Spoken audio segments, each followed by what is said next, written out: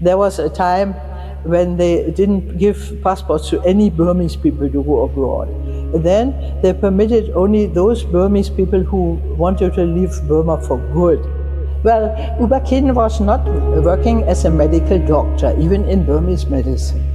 And I remember I was eating an orange, and while I was already in bed with the mosquito net, and had the orange peel in my hand, and a rat came and inspected it. And that was the Rangoon. But I don't think any of my other family members ever had this kind of experience. I don't know, but you know that Goenka, the system is also putting great emphasis on service. They ask you how many courses, and if your service is little and you only sit courses, they will suggest that you do more service.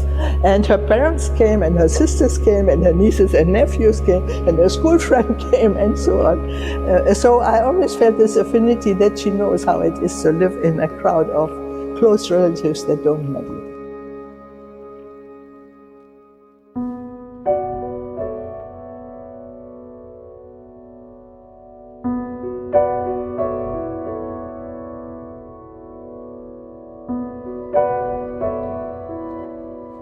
Friedgard Lodermoser, also known as Da Onmar Khin and later as Samanarea Kinchina, led a remarkable life at the intersection of East and West, scholarship and meditation, activism and renunciation. Born in post-war Germany, she moved to Burma in 1959 at the age of 17 when her stepfather took a post with the German arms company Fritz Werner. That relocation changed the course of her life. Immersing herself in Burmese culture, she learned the language, adopted a Burmese name, and soon encountered the Vipassanā teacher Sayagyi U Ba Khin, who was a close friend of her stepfather. When her family returned to Germany after the 1962 coup, she insisted on staying behind, supported fortuitously by a rare scholarship. For over a decade, Friedgard was a committed student of U Ba Khin at the International Meditation Center in Yangon, and she remained so for the rest of her life. She also studied Pali and Buddhist philosophy at the universities of Rangoon and Mandalay. Her master's thesis, called The Doctrine of Relationship, reflects a synthesis of her academic and spiritual commitments. She later completed a PhD in Pali. Friedgard was also fortunate to have studied with renowned monks like Webu Sayadaw and Mahagandhiyon Sayadaw. She was also a key figure in the dissemination of U Ba Khin's teaching in Europe, supporting Western teachers who U Ba Khin had appointed, such as Ruth Denison and John Coleman. In her later years, she ordained as a nun and became an advocate for reviving the Bhikkhuni order in Theravada Buddhism. We encourage listeners to go back and hear the previously recorded episodes, which trace the arc of her story. Her first interview, titled 12 Years in Burma, Friedgard describes her childhood in wartime Germany, her family's initial move to Burma, and her gradual immersion into Burmese society through meditation and contact with Sayagyi U Ba Khin. The next episode, called Breathless in Burma, she explored her longing for spiritual depth, her intensive meditation experiences, and the influence of Mother Sayama. Then in the third installment, called Protected by the Dhamma, she recounted surviving the 1962 Rangoon University massacre, her stepfather's role through Fritz Werner in the G3 rifle project, and how Vipassanā anchored her during political upheaval. It's also worth mentioning that Friedgard felt a profound connection to the democracy movement in Burma and was deeply troubled by the oppression under military rule. When the 2021 military coup unfolded, she expressed sorrow, frustration, and a sense of profound loss over the violence and suffering it brought. She viewed the junta's actions not just as political crimes, but as deep moral and spiritual failures with serious karmic consequences. Despite this, Friedgard remained hopeful, actively following the news and supporting the resistance while believing that this uprising could finally liberate the country from decades of tyranny. Her advocacy was not abstract. It stemmed from her lived experience and a genuine commitment to justice, peace, and the dignity of the Burmese people. Because Friedgard's interviews are so rich, layered, and filled with historical and spiritual insight, we are releasing each episode with a specially chosen guest to offer commentary. In this episode, we bring you two guests who will offer their thoughts about her words. You will hear from both of them briefly before the interview begins, and then again in a more extended conversation after we finish hearing from Friedgard. Friedgard agreed to speak with Insight Myanmar on one condition: that none of her recordings were to be published while she was alive. This is because she was concerned that her honest reflections might jeopardize her ability to continue sitting long courses in the Goenka tradition, as she was aware that her accounts differed from the organizational narrative. Our nearly 45 hours of interviews, which include 15 hours of video footage filmed in Sri Lanka before her passing, are offered as a record of a life lived in service of the Dhamma and in solidarity with the Burmese people.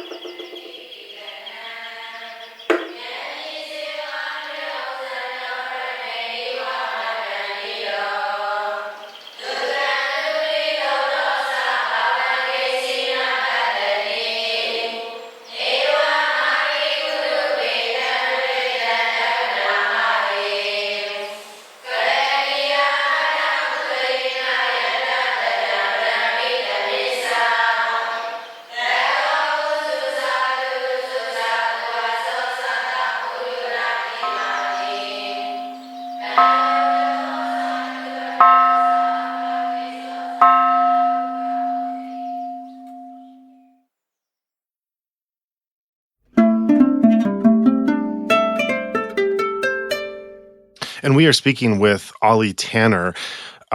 For those listeners who would like to know more of his story, we have done a full-length interview with him that you can listen to for the quick snapshot of those who are not familiar with Ollie or have not listened. Ollie is also started out with Goenka meditation and tells his whole spiritual origin story on our podcast. And then from being a Goenka meditator, talks about how he went to the International Theravada Buddhist Missionary University, ITBMU, in Yangon, and started to go into Buddhist study, and then branched out into other beyond Goenka, the Goenka meditation, to be able to go wider into the study and practice. And currently that's the quick snapshot. I'd like to welcome you, Ollie, for coming on and talking to us. And feel free to share anything else about your background you might like listeners to know before we dig in. Yeah, thanks, Joah. And yeah, good to be back again.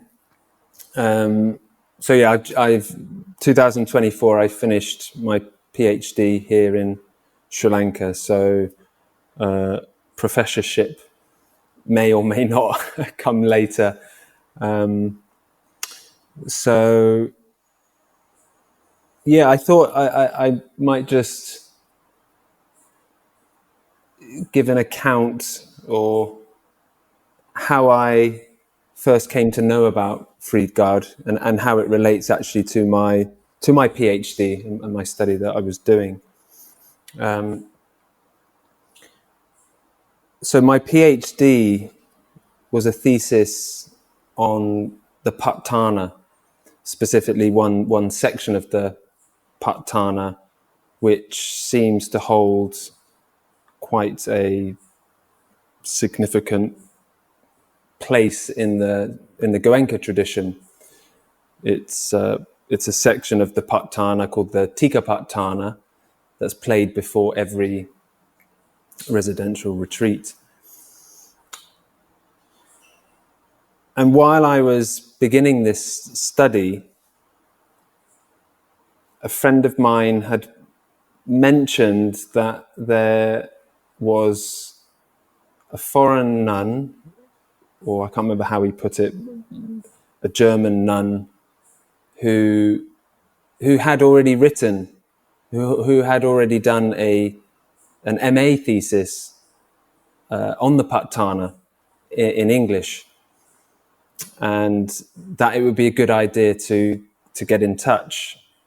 And I think he shared with me Friedgard's Facebook page. I think that was how I was sort of first introduced, and I think I might have even sent a message. Yeah, I think that's right. I don't have Facebook myself, my wife does, but we sent a message through that asking could we connect? And as I got to know quite quickly, very difficult to make contact and actually, arrange to meet or at least have a dialogue. It was proving to be quite difficult. Yeah. So I let that go, actually. I didn't really... I knew a thesis was out there in English, and probably it was going to be of use to my study, to my research. But I let it go, and I just sort of carried on myself. And then towards the end of my thesis, a friend of mine at one of the meditation centers, one of the Goenka centers actually in Germany, just out of the blue, contacted me to say that they've got a copy. She didn't know that I was, sort of had this thesis on my radar. She just out of the blue just contacted me. We've got a copy here of the thesis. Have you read it? And I sent her a message back saying, "Oh, I've been wanting to get hold of this for quite some time."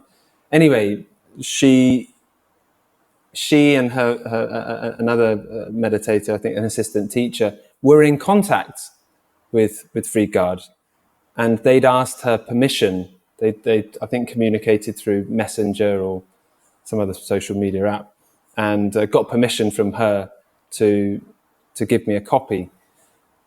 And then I asked, could we make contact? Could you put us in touch? And I got to know she was actually in Sri Lanka, which was quite amazing. And I managed to make that connection. I got the thesis. I got a PDF version of that. And along with that, as a sort of as a bigger bonus, I was put directly in touch with Friedgard. And when was that? That must have been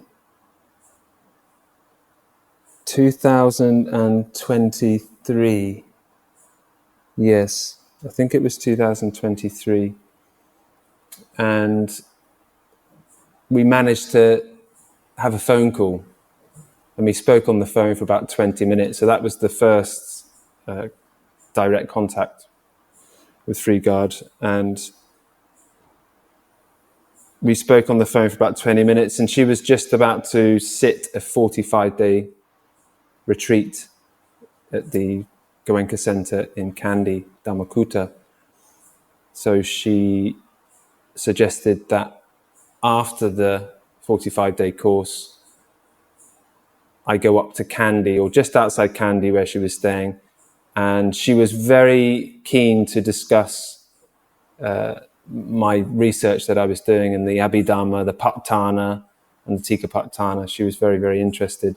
So we arranged to meet after her course. It's great to hear that background, and it actually it prompts me to just share a moment about my background with her, which I don't think I ever have before on the podcast, because it's in some ways it's similar to yours, and in some ways it sets yours up. So I was writing this meditator guidebook for Myanmar during the transition period in the 2010s, and I was casting this very wide net of any references or interesting notes I found about in relation to Burma, really everything and anything.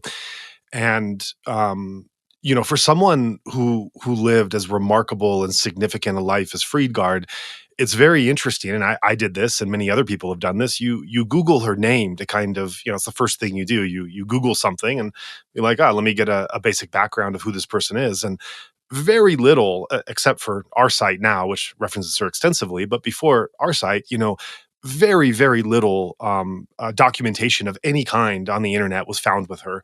I think there was, I think she wrote a short essay about the Bhikkhuni order is one of the only things you could find. And I think in my research, because I had done such deep dives in so many areas, I think I had found something. I'd found that, but then I found something that was also connecting her to maybe Webu Sayadaw and Mahagandhiyon. And so she was just a person of interest, and increasingly more interest. But there are a lot of things we were looking into, and I happened to mention to a New Zealand teacher couple the work I was doing, and I mentioned Friedgard's name, and they said, "Oh, we I think I know someone who knows her, who lives, a meditator who lives in her village in Germany. So they ended up, this was maybe 2016, they ended up making contact with this fellow German. And at that time, Friedgard had no online presence whatsoever.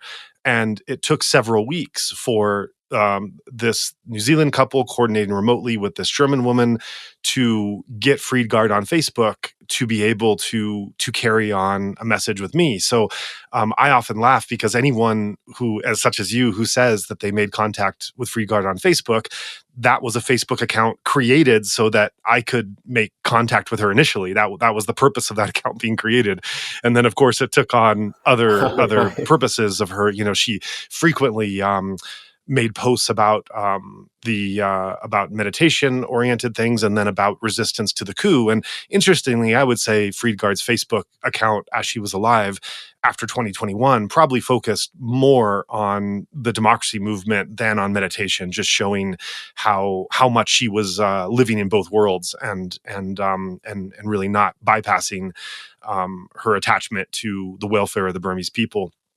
But I had a conversation. So eventually, I made contact, and we had a conversation. We talked a long time. I can't remember if it was 1 or 2 sessions, but the total amount of time we talked was probably about 8 to 10 hours. I remember getting off the phone and just laying flat, comatose by how nothing had prepared me for who this person was or how much she knew.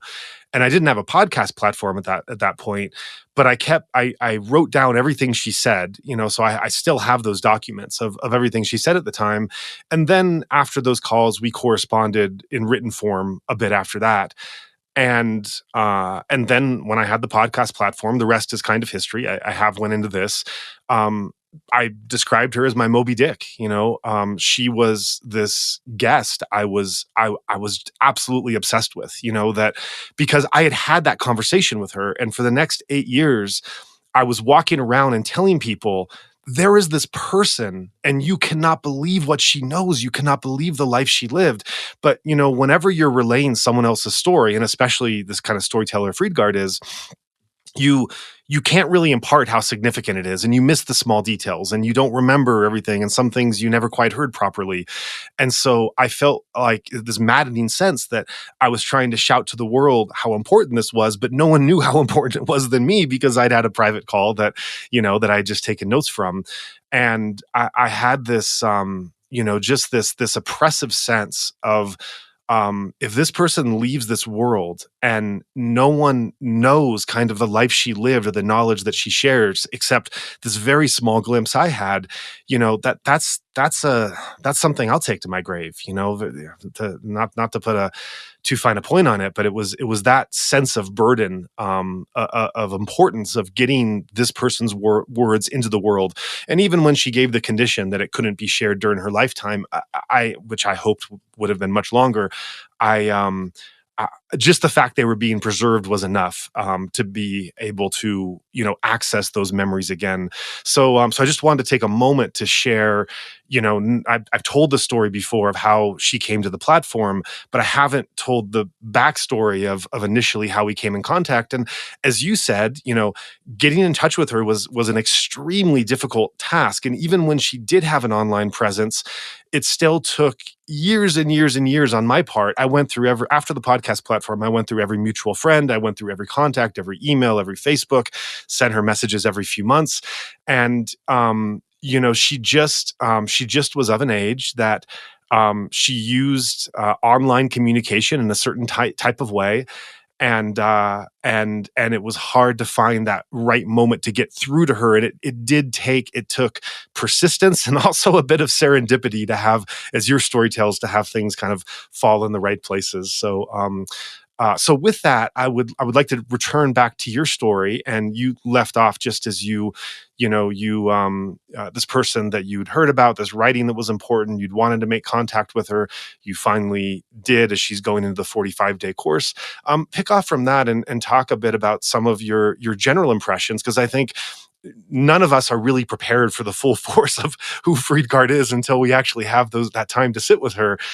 When you actually were able to get with her and interface with her to a greater degree, what were your impressions? What did you learn? What were your reactions in kind of hearing who this was and what body of knowledge she contained?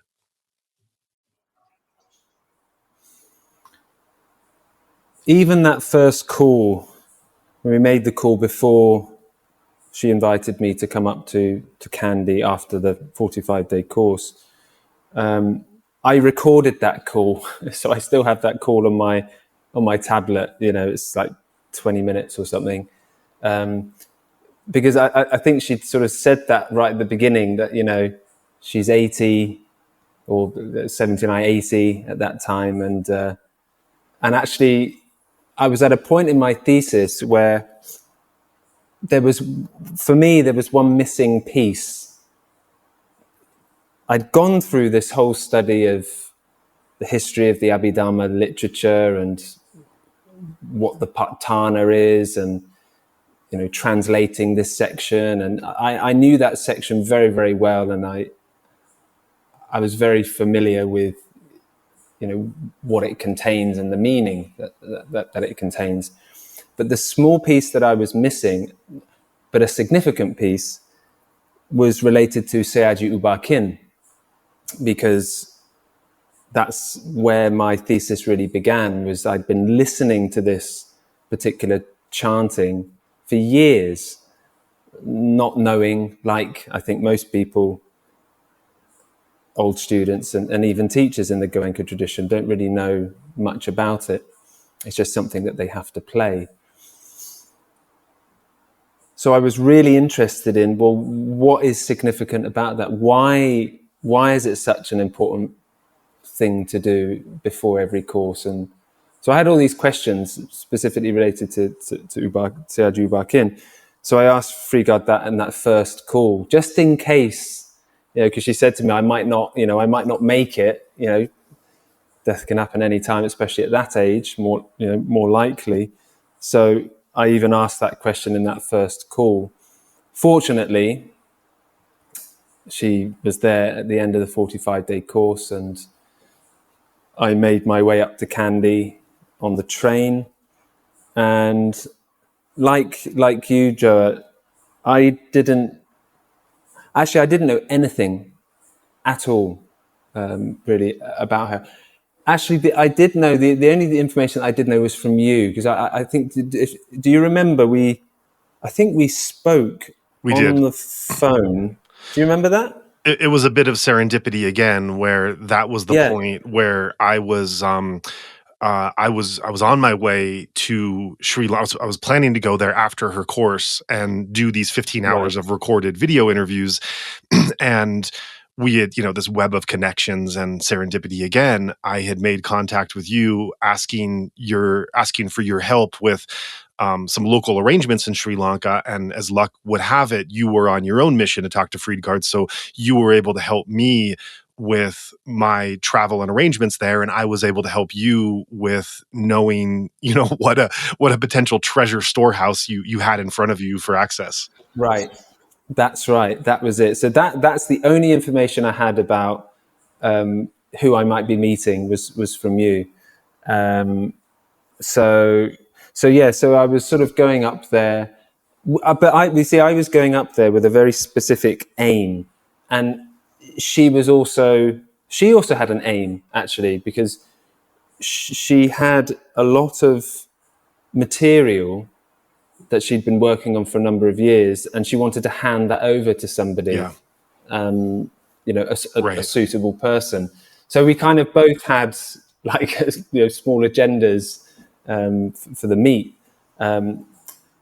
So I arrive, I go up there on the train, and I managed to find where they are, and she's there with another Anagarika. I can't remember her name. Sunya, I think Sunya was her name. The Anagarika who was supporting Friedgard. So two of them were there.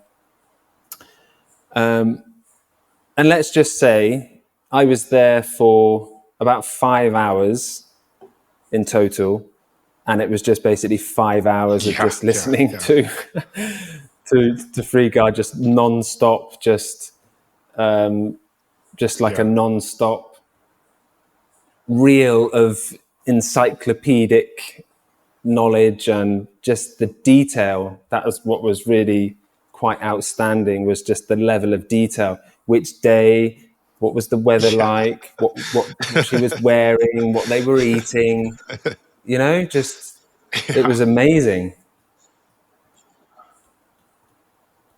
Yeah, so that was very apparent early on, and I've got that recording. I asked permission if I could record that, because 5 hours are just just this wealth of knowledge and information. I got it down, so I've got those short. Well, I've got basically 5 hours of recording. So yeah, we talked for we talked for a couple of hours, and then we had lunch, and then we continued talking. And yeah, a lot of points. We discussed a lot of things related to my thesis and related to her background. And yeah, it was, how can I put this? Well, it's very difficult to sort of put into words, because being in the Goenka tradition very deeply for, over a decade, and you're hearing all these stories, you're hearing all these accounts, and here you've got somebody who was, I don't really want to use the word like a fly on the wall, but you've basically got someone there who's just adding, or just like filling in some of the blanks, or just revealing things that I don't know, somehow it just made it more tangible. It made it more real. Yeah. Right. So we are about to listen to this fourth installment of Friedgard Lodermoser. We definitely, at this point, for those listening who have not heard the previous three, highly recommend that you check those out before or after you listen to this one, because if this is a topic you find of interest, because it's just so incredible, and one time is often not enough listening.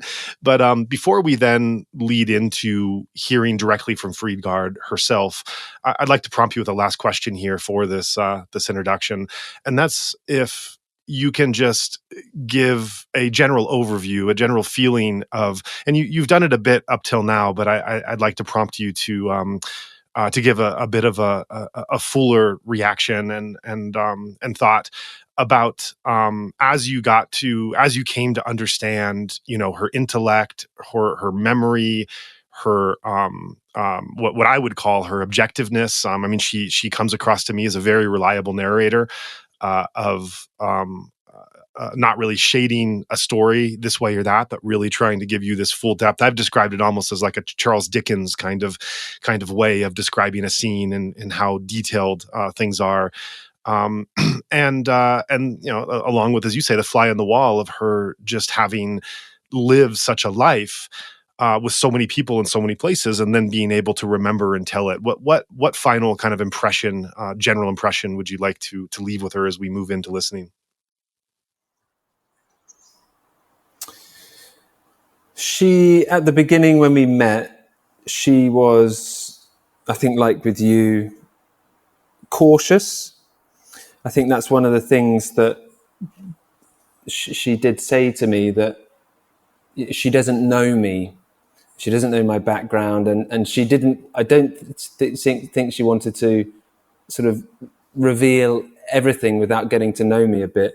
But as just the 5 hours, I mean, I can't pretend to know Friedgard intimately well. It's just the correspondence that we've had in those 5 hours, but definitely it left an impression. Someone who has an unbelievable memory, and just the minutest of details. That was very impressive. and her willingness to, once there was that connection there, her willingness to open up and speak openly and honestly. And one of the, I suppose, one of the most striking things is that although she was meditating in the Goenka tradition, she was going to courses there, and the background that I had with, with the whole mythology, the whole narrative in the Goenka tradition, here we have someone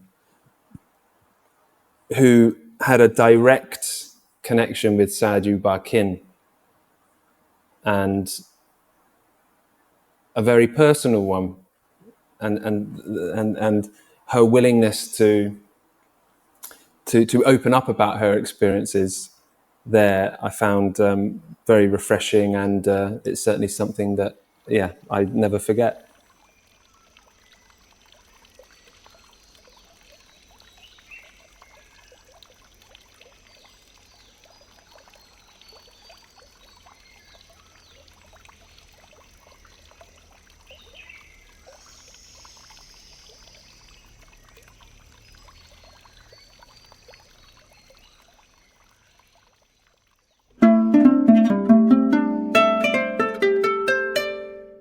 Billy Ford, longtime listener, first-time caller, as they say, a very long overdue welcome to this podcast. Hopefully, it's the first, but hopefully not the last.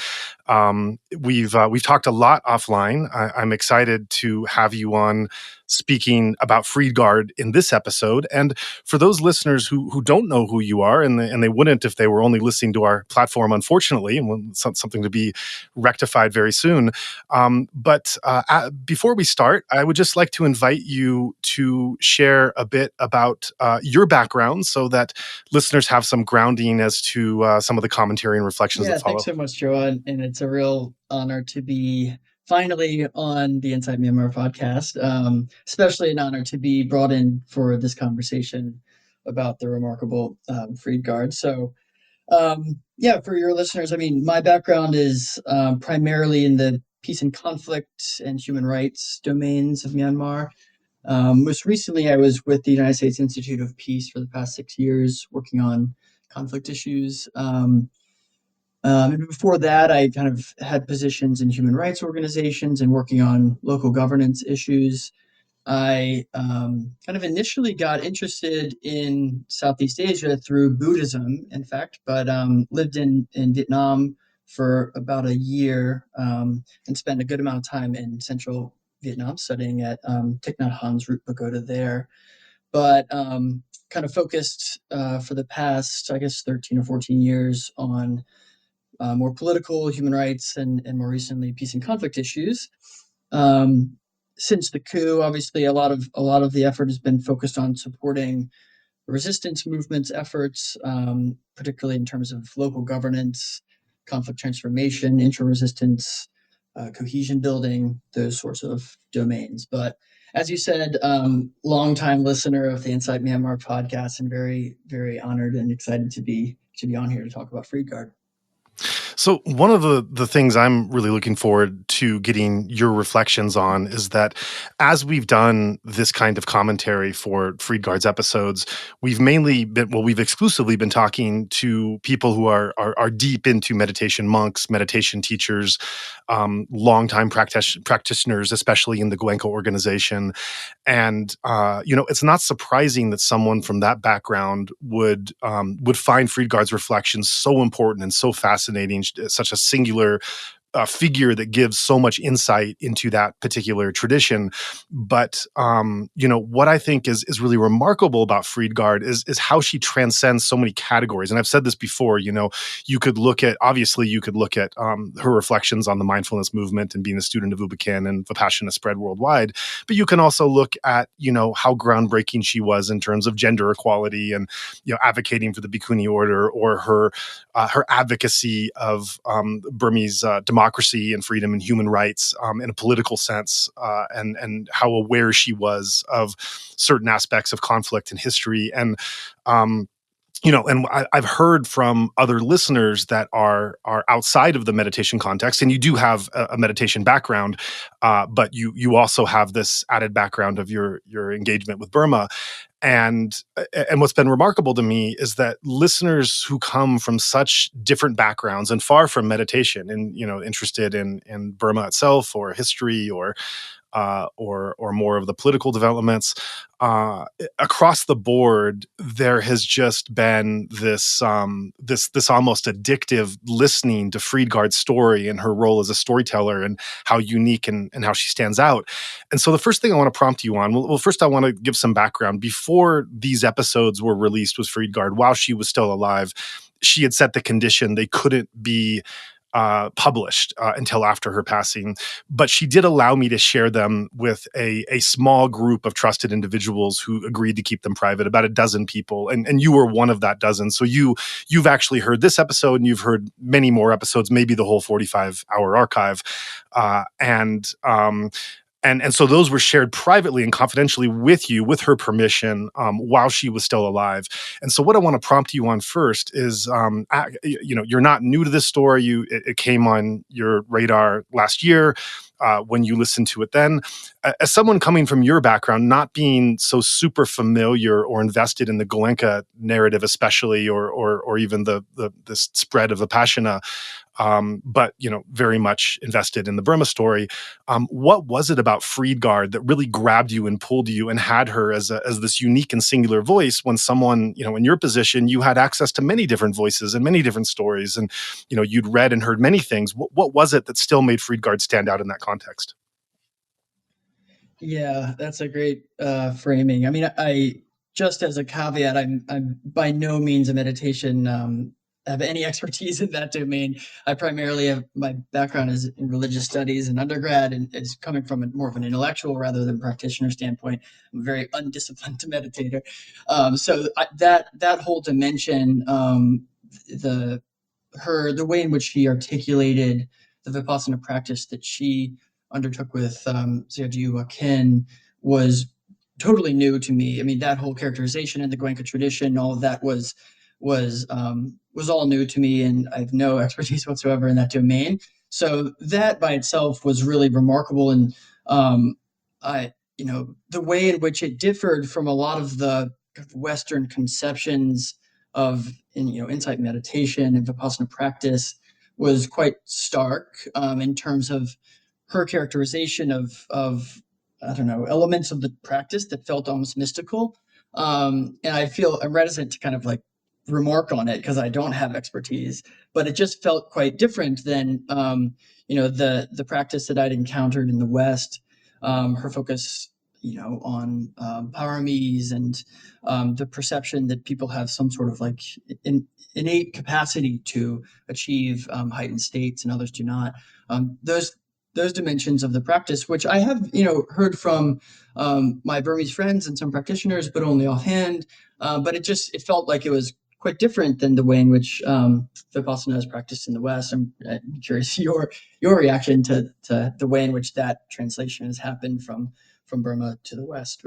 But that was one thing that definitely hit me. The others were, I guess her storytelling is just unbelievable. Just this vivid sensory detail. I mean, she just it anchors this the broader narrative of Burma in detail that gives you a sense of place and presence and feel and smell, as if like you were there with her.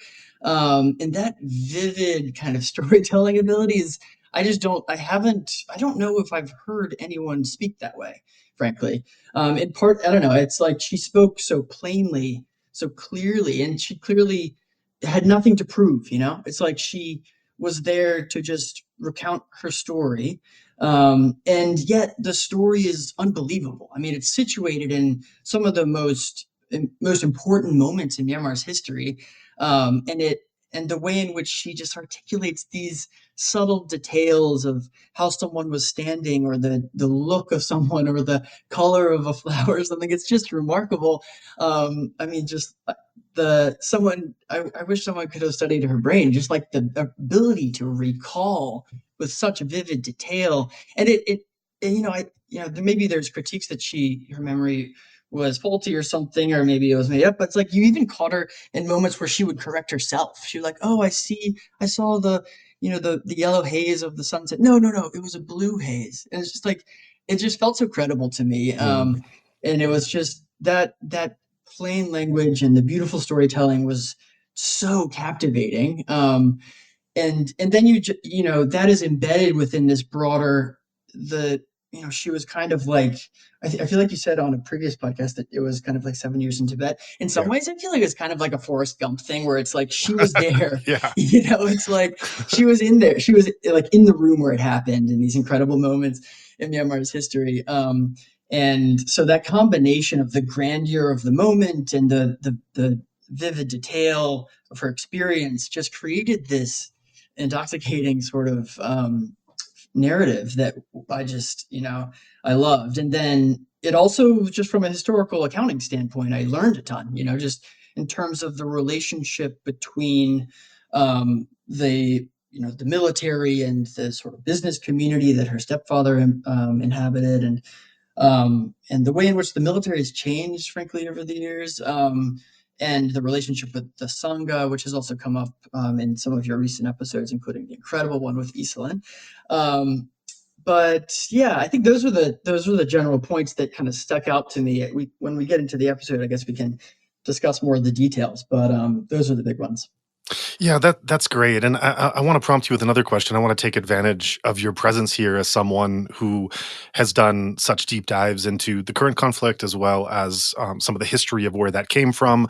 And, she lived in Burma from 1959 until 1971. She moved to Burma when she was 17 years old. After the 1962 coup, her entire family, four sisters, all left. She refused to go, and through a very kind of rare loophole of a scholarship, she was able to just barely hang on and stay there as a foreigner, which is why I made the comparison of 7 years in Tibet, because that was a time when not just Westerner foreigners, but even like Indian and Chinese, Burmese-born Indian and Chinese were also there's also an exodus there. There was a loss of rights in many ways, and so for those listening from the meditative community who are not so familiar with the contours of Burmese history, can you set the stage a little for us of what those years would have been like, and how unique it was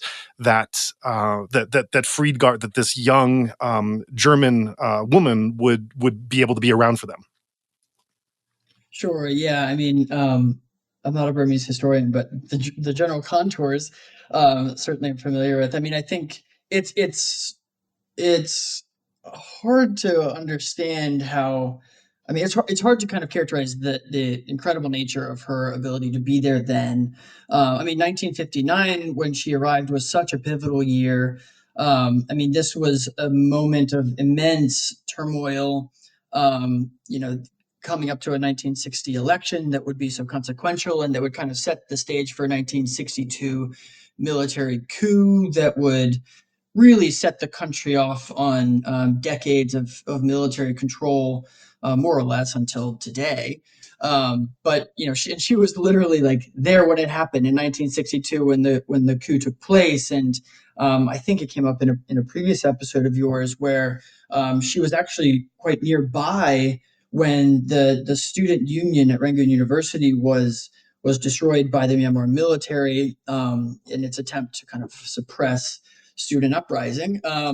So she was, physically there, present for that cleavage in Myanmar history, where things just went radically off the rails, where a country which had achieved independence in 1948 and showed great promise economically and was kind of this emerging democratic government, really just went into a dark direction of centralized economic control, military dictatorship, single party rule. And from 62 until, of course, she left. The military was in control and the single party rule. And then that there was decades more after that where it sounded as if she was in and out of the country and had some opportunities to practice meditation, but the country just was really on this trajectory of economic stagnation, widespread poverty, sustained conflict. The war that's ongoing now is really a continuation of a conflict that began at independence or even before, in sort of the colonial period and the anti-colonial uprisings that General Aung San, the father of Aung San Suu Kyi, and more or less the George Washington of Myanmar or something like that. The conflicts then are, this is a continuation in a lot of ways of the country never really having a chance to build its national identity in a post-colonial setting. Its nation-building project really just being disrupted by military domination, single-party rule, totalitarian government systems, and so now it's the longest running conflict in the world. And I think Ackland said that it's the second most intense violent conflict in the world. This isn't, it's a long conflict, but it's also incredibly intense in terms of the breadth of the conflict. It affects, virtually everyone in the country. And it's characterized by, airstrikes and artillery attacks and heavy weapons. It's a very intense conflict that's it's part of a longer process of the Myanmar people seeking self-determination and building their country. And she was there at this major cleavage in the late 50s and early 60s where the country showed promise, but then went on this path of military control. And not to mention that she was encountering people like Vipassanā and Sayagyi U Ba Khin and these iconic meditation masters at the same time, and had this touch point with the Myanmar military, given her stepfather's role as a in the kind of arms manufacturing and other kind of business dealings with Myanmar military stakeholders. So it's kind of hard to fathom this the way in which she was intersecting with all of these stakeholders who would play such a big part in the shaping the trajectory of the country, and that she was there then when things went off the rails. I mean, she was literally living on a military compound when she was attending courses with Sayagyi U Ba Khin. Her stepfather helping in the manufacture of G3 rifles, which were the primary weapon that was used to suppress the 1988 protests. And so this is another trajectory of the story, is that, and we forget, it's easy to kind of forget or look over or neglect some of these threads, because it's just amazing how they're all there together. That, as much as we can say about her, the kind of the Vipassanā insider knowledge that we get from her, this is a German born in I believe it was Berlin in 1943. Her father, literally a Nazi, and given the name of I think Friedgard, I think she translates it as peace garden, because in the midst of this hell, they have this aspiration for her to have a different kind of reality. Goes to Burma, where she witnesses the 1962 coup while living on a military compound, and as you say, barely avoids being in the student union building when it's blown up. And so, this aspect of freedom, it plays such an incredible narrative role, like lyrical role in her life, in a way that, even an author couldn't quite make up. Both the freedom and the liberation of Dhamma practice, which is trying to be free from suffering, which, till her literally her last breath, she was trying to achieve, as well as the freedom of a people in a country where, she was, when the 2021 coup came around, and you would talk to her, and this comes out later in some of the later interviews, her righteous anger and her exasperation for the Burmese people not being able to regain their freedom and this yoke and this burden of oppression that had been on them for generations. There's this trajectory in her life coming from Nazi Germany through the coups of Burma until modern day, just having passed away last year, where there is this tension between not just the spiritual liberation and freedom, but also the liberation of a people and society she cares so deeply about that just is not able to get out from under. And, when I went to Sri Lanka to do interviews with her, and I was with my sound engineer, Tharnge, she would have these incredibly intimate conversations with him at times, advising him, saying, you do what you need to do to liberate yourself in your country. You take the actions you need to take. I trust you. I believe in you. It's time. You have to do this. And, she would speak about this sense of liberation from oppression in the political sense that Tharnge would later say to me, I've never in my life heard someone speak about my country in that way. And he said to me, another thing I'll never forget, he said, when I hear her talk, I have never been so proud to be a Burmese. Yeah. Yeah, no, it really does elicit kind of the wonder of the country and an immense appreciation. I mean, there's also just the fact that she was so clearly working for her own liberation, but also for the well-being of the Myanmar people. She had no intention to be well known or to be have notoriety in that regard. It's like it really comes through in her storytelling that she's there on behalf of the Myanmar people and working for the well-being of the Myanmar people. And it really, for me, obviously as an outsider kind of working on this country, the only thing I've ever worked on really, but still as an outsider, this is sort of the model of how to engage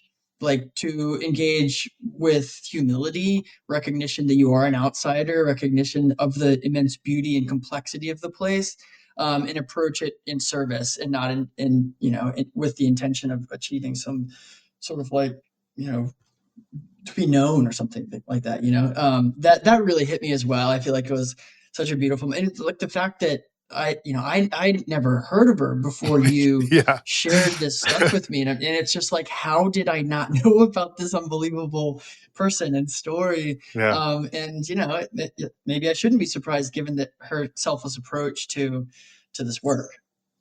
I think that's one big part. That's one big thread is that, in a country where so many foreigners, or maybe not so many, but certainly a prominent handful have tried to cast themselves as the prominent gatekeepers who will then explain the country to the rest of us, whether it's political or historical or even meditation. Friedgard always eschewed the spotlight. That was not a role she ever wanted to be in. But the second thing I would add to that is that,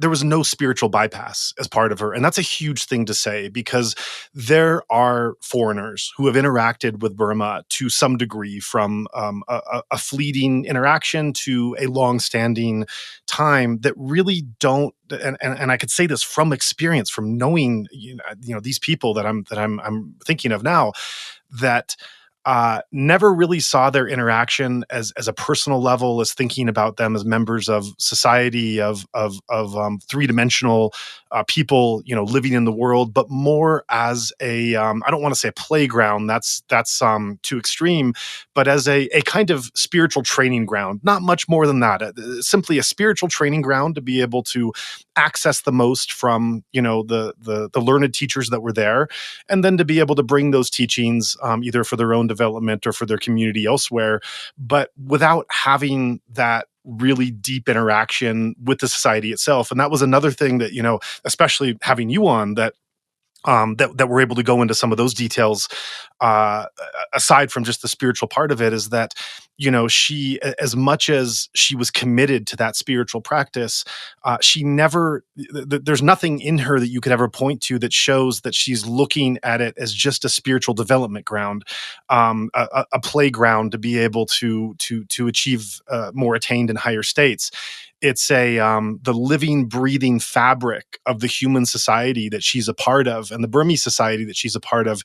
That means a great deal to her, and whatever her spiritual practice is attaining, that's an element that is right there with her the whole way. Mhm. Yeah, absolutely. And maybe we can get into this after the episode, but there's some tension in the in some of her discussion of Sankara, which obviously these concepts are foreign to me, and I don't have a deep understanding. But in terms of the connection, I mean, the relationship between intention, motivation, and impact in the world, which and maybe you can help me understand this, and after we listen to the episode, but that tension of there's like these dimensions of Buddhist practice, Burmese Buddhist practice, that feel in tension a little bit with her nature in terms of, including the way in which she reacted in the post-coup period. I mean, she didn't seem to be condemning, resistance forces, very much in support of a lot of what the movement had done, and in a way that's somewhat different than the broader Sangha has engaged. Of course, there are revolutionary elements of the Sangha that have been hugely valuable, but I think some of what she articulated felt in contrast to typical theory, and including in terms of like this tension of mental attitudes versus impact in the world. And anyways, maybe we can discuss that more later, and you can probably explain it to me. But that did kind of leave me with a question mark as to how those things are reconciled. Absolutely. And I think that's a great tease and a great segue into getting in to listen to the this actual fourth installment. We encourage listeners to go and check out the previous ones if you have not already, or if you have, perhaps listen to them again, because there's always something more to get out of them. And so with that, let us move to hearing from Friedgard herself. I mostly lived in Rangoon with my parents, then later as a hostel student during those years, up to 1965. But we did make a few journeys. My first journey was to the city of Prom, which is called Pye in Burmese, but the British name was Prom. That is on the Irrawaddy. I've already mentioned it. It was not very long.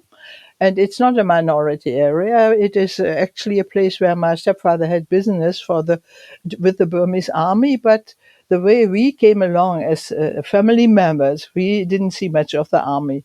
But then, within the first 6 months, I think, of our arrival, we did a very interesting journey to the Kayah State, which is a minority state. And now there's a lot of fighting in it. It is very thinly populated.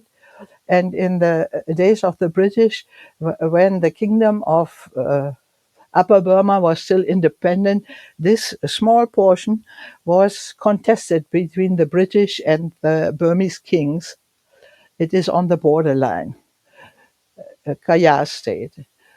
And it is quite interesting because we went in the hot season with our family, and we took a private car, which was a Jaguar car, which was owned by the predecessor of my father in the firm, and it was very old and always broke down. And so we went from Rangoon along the road up to Tazi is the place where you have to enter the Shan State. That is the Burmese plain. You are leaving and it goes up. But on this long road, this road between Rangoon and Mandalay, up to Tazi, Mektila, Tazi, that I remember only it was very hot at all, and we didn't know how to stay in this car. And so until we discovered that the answer to it was having wet towels on your head, on your neck, but you have to be careful. You can catch cold out of this and you can get a headache. Mm-hmm. But I remember that at one certain place, I got out of the car and I looked at a field, and there was a tall tree with bright orange colors. The colors, the flowers had the shape of a bird's beak. And I made a picture out of this.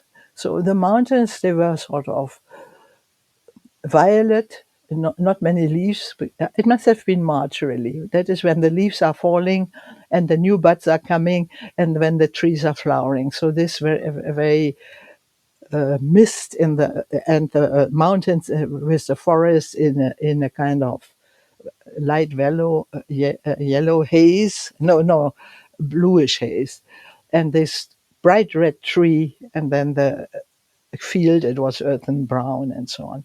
So then we went up to Taungji. Taungji is the descent of the Shan states. It's the capital of the Shan states. It is a little bit higher because from Taungji, then we went with army trucks because the area was not safe.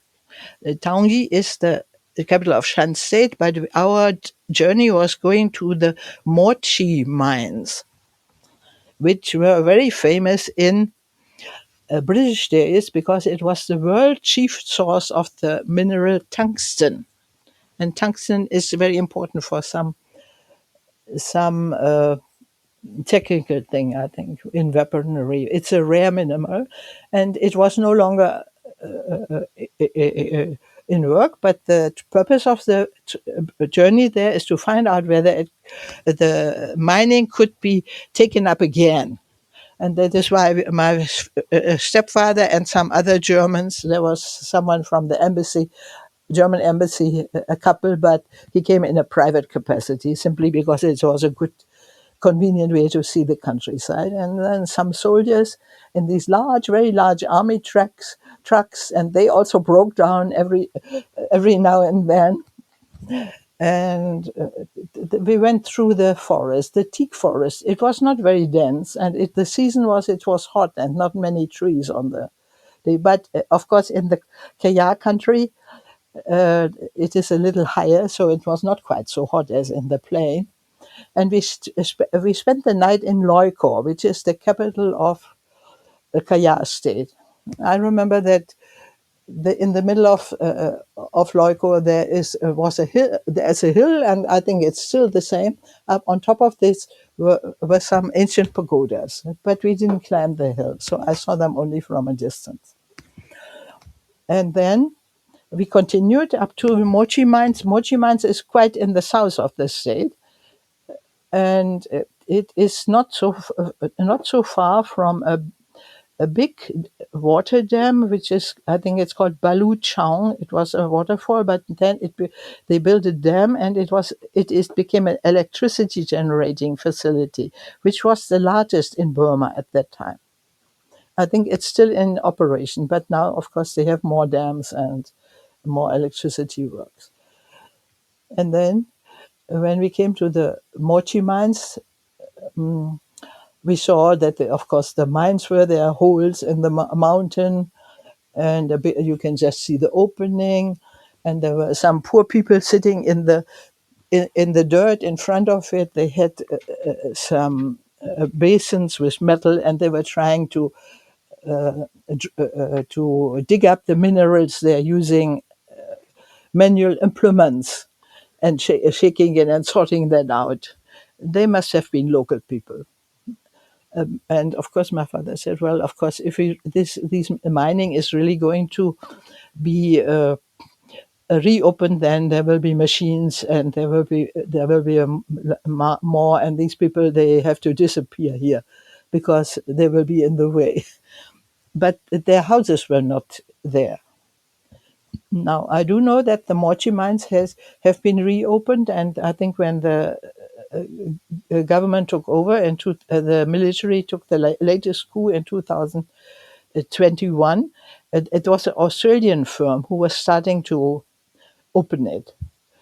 And in the meantime, maybe they have also opened it. I have done only this one visit, and it was so long ago in 1960. That means it was only 13 years after Burma became independent. And the bungalow of the British manager who had been in charge of the mines still existed. It was a wooden building, so it was not in good shape. I think it had been, we didn't stay there. It wasn't fit anymore because it's rotten from rain. But it had a very beautiful garden. And that was wonderful. We looked at the garden with bougainvilleas and flowers and all that. and then a wild view over the mountains. And I was standing there. There's one Burmese person near me who was in our group of travelers. As far as I remember, I don't think it was a soldier, but a young man, a Burmese. And I asked him, "Look at this beautiful. How do you call this in Burmese? A beautiful sight."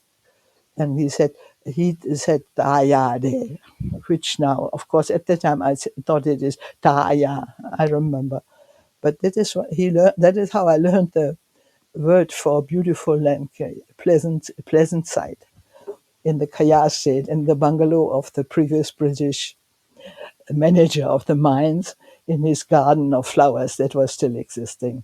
I think these things have disappeared in the meantime. And we also visited a village where some local people, Kayah people, were there. And they give us a talk. I don't know how it was. It was a group of people, including my parents. Of course, I wouldn't be there alone, and some of the people who were in our group. And they told us we were never under British government. Have always been independent. We have never been ruled by the Burmese and not by the British, because we know how to stand up for our own self. They told us in 1960. And my father, he did some excursion where I wasn't present, and he went to the villages and he inspected the guns they made out of bamboo. He took photographs of it. He said, "Well, it really fires. It makes a big noise. They use gunpowder, all homemade in their own villages." I remember that the houses were all made of bamboo, and the leaves were made of bamboo, typical Shan State style, even though they were not Shans. I don't think I could distinguish between the way the Shans live and the minorities live. Now, when I see what happens to Burma, you can see they had this tradition that they were independent and they're not fully controlled by the capital, even then. And it is so thinly populated. I think nowadays the population of the whole state is only 300,000 or 400,000. And right now, the Burmese army has nothing to say there. They are losing all the time. So we went with the army, and they told us also about their independence and their prowess in the fighting field, even though the guns were made of bamboo, and they did work. And particularly, I think of these people when the mines were no longer working. They're sitting there, and with these little wooden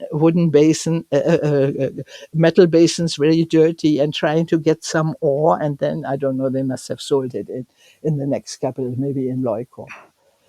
Well, I think that this journey to Kayah State was so early. It was before I started meditation.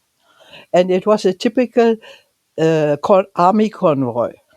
But at the time when the army was not so powerful yet, and it hadn't, it was at the end of the caretaker government, and there were elections and all that in those very early days. So this journey to Kayah State had nothing to do with Buddhism at all, except that we saw the pagodas on the top of the capital in Loiko on a mountain. We didn't even visit them because I was not free to leave the crowd by myself because I was interested in it. I had to go along. I was just the family member of one of the foreign experts that they had invited. And basically, it was an army thing, and we had to go by the army because they said the road is not safe for private cars. And these big lorries broke down every time, so we waited a lot of time on the road. But we did make this excursion to the village because we wanted to see it. And what my father said, that was not part of the program. He was interested in see these locally made guns because he'd been to Pakistan before in the Himalayas. So the later journeys, there was about one every year. The later journeys were mostly no longer with my German family and no longer connected with the army, but they were together with some girls I'd met either at the university or in the Burmese family. So I think there was one journey, and that took me to Tenasserim, Tenathi in, the long tail of Burma, to the city of Ye. When you go southward from Molyamine, there is Ye, and then there is Tavoy, and then there is a tip of it in British days called Victoria Point, but it's called now Koh that I've never reached. But that was the place where one of my classmates in the Pali University studies in Pali lived, and she invited me to stay with her in her home. She was Burmese, but the Ye is already in, the Mon country that is Molyamine and Tavoy and Tatong, that is north of Molyamine, and it is more in the villages, not in the towns. So when I stayed in Ye, that was also very interesting because it was a typical Burmese house. And before we we went to Ye, we left the university hostel and we stayed with her sister, who lived in the Rangoon slums, and she was married to a policeman and had a baby. So I had also not been to and spent the night in a dwelling like that. It was not so far from the zoo in Rangoon, but it was a very simple affair, bamboo, and they didn't have running water. There was one water tap. You had to walk to the head of the lane and carry the water with the bucket, and then that is Rangoon I'm talking now. No? And the toilet was an outhouse, and you had to take special wooden shoes, and have it far away. And when she wanted to wash the baby, she had this bucket, and then she sat in the middle of their living room. That was one room, and she had put away the stove where she cooked the meal, and then she put the baby on her legs, and she poured the water over it, and it ran through the bamboo floor. It ran into the ground. No bathing tub or anything. Of course, you have to wash the baby at least once a day, I think, in a hot climate like this. Now, where did we stay? Because there was her sister and myself and the grandmother and another child of hers from a previous marriage, not the present husband, and he was staying with the grandmother, about 6 years old. All of us, 3 grown-ups and 1 child, were sleeping up a bamboo ladder on top of the ceiling above, in that one-room facility. Wow. Yeah, and I remember I was eating an orange, and while I was already in bed with the mosquito net, and had the orange peel in my hand, and a rat came and inspected it at night. And that was still Rangoon. But I don't think any of my other family members ever had this kind of experience. And so that means the family background of my classmate was very, very simple because her parents were no longer alive, and that was her oldest sister, and she was handicapped. She couldn't walk properly. So, and then we went to Ye with a train, and there was the bridge over the Sitang River that is now being rebuilt. And I think there was a problem about calling it Aung San Bridge under the NLD government, and the local people wanted another one, which is more fit to the local locality. But at that time, there was only a destroyed bridge, which had been bombed by the Japanese. So we all had to get down the train and take a ferry and cross the Sitang on the ferry, and then mount the train again after crossing the river before we entered to Molyamine. Now, Molyamine is beautiful. It has many islands full of water and so on. I didn't stay there nearly enough, just we had to continue. But then in Ye, it was very interesting for me also. And I came across some Mons who could speak Mon language and not much Burmese, but not so very close. Later, I knew a few more Mons, but I met them all in Rangoon. Even the ones who could speak the language. So this is my excursion to Ye. And after it was finished, I invited my classmate and her grandmother and the young boy, the nephew of my classmate, about 6 years old, to stay in my parents' house. The tower house, the Chinese thing with the 3-story tower, a few days. I think it must be very strange for the old lady, but she couldn't travel without having prepared a number of cherots because she was smoking. The big ones, about 30 centimeters and as big as my thumb. And she rolled it herself, and then I understood that there's very little tobacco in it. It's a mixture of all sorts of things, herbs and wood that is sliced finely. And she was smoking, and without that, she couldn't leave her home in Ye. So she smoked these big cigarettes also. When Burmese cigarettes are called cherut, I think, in British in Burmese English or in colonial English. Then another journey I have done, and I was a bit worried because at that time there were no hotels in Burma. You had to have people to know, even to have a place where you spend the night. And so my Pali teacher at the Vipassanā Council, he helped me out because he was from Mandalay. Elderly person, he was a disciple of U Ba Khin, a senior person at this Buddha-Sasana Institute. And I was learning Abhidhamma there in his office.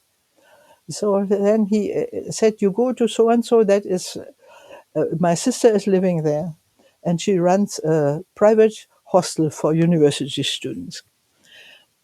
So it was a big wooden house in the Puegon quarters of Mandalay, which is between the Mandalay market and the river, well known, still existing, even though the house may not be existing. And she had a few rooms upstairs that she rented as a hostel for university students, girls. That when the female university students are entrusted to your care, you have to have a certain standing as a lady who can chaperone these young ladies. So we stayed there, and that is the first occasion I saw monks begging on the road and how they received alms from the family. Because in this household, they cooked a pot of rice and a pot of curry separate, only to be given to the monks. And so when we got up in the morning on the first, after spending the first night there, they asked her, do we have time? Would you like to do this? And so my Burmese friend Tintin and myself, we were very enthusiastic. It was wonderful. One took the rice pot with a spoon, the other one with the curry pot. I think it was eggplant curry. And so many monks, one came after, each one by himself only. And they each one got only a spoonful of rice and a spoonful, and the curry had to be put into little containers.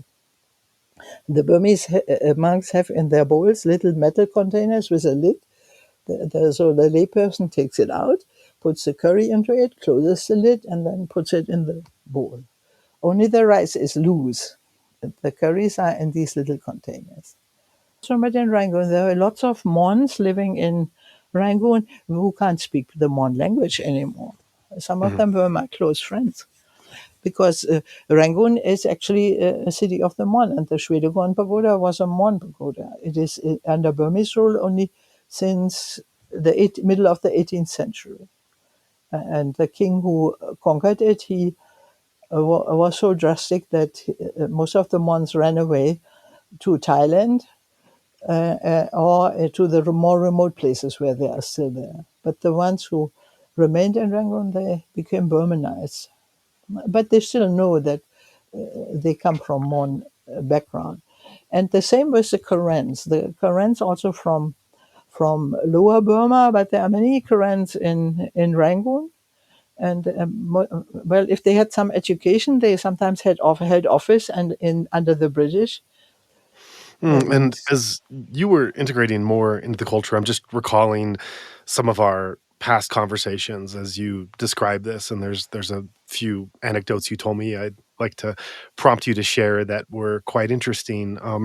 You reference how you became a hostel student. You're staying with 300 girls in one house. Yeah, but we stayed in 3 people in a room that had only place for 2 beds. Right. Yeah. So very cramped. You have the doors locked every evening with a big key. There's a roll call. Yeah, well, my life at Mala Hostel now, after I tell you, even this young student who permitted me to as a third person in a room, she herself, I met her as a meditator at U Ba Khin Center. But her father was a Burmese and he was an army man. He was in the Burma army. And her mother was a Shan.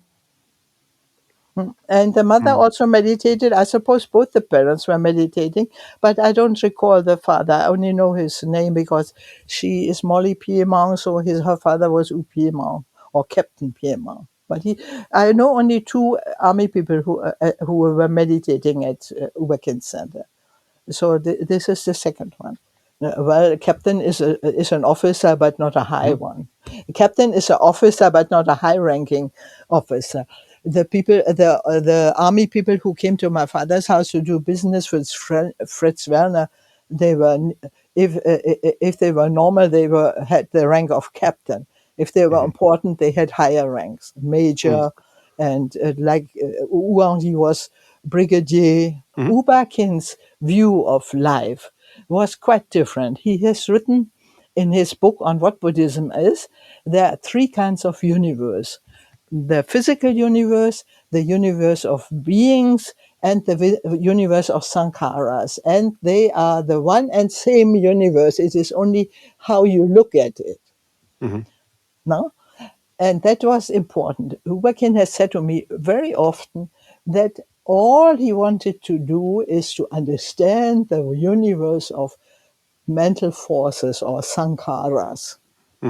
So the sankhara doesn't distinguish between a layperson and a military and a monk and a layperson. The sankhara looks straight at the mental attitude of the person. And that was U Ba Khin's approach. Of course, in normal life, he would use the normal conventions, but that was his basic thing.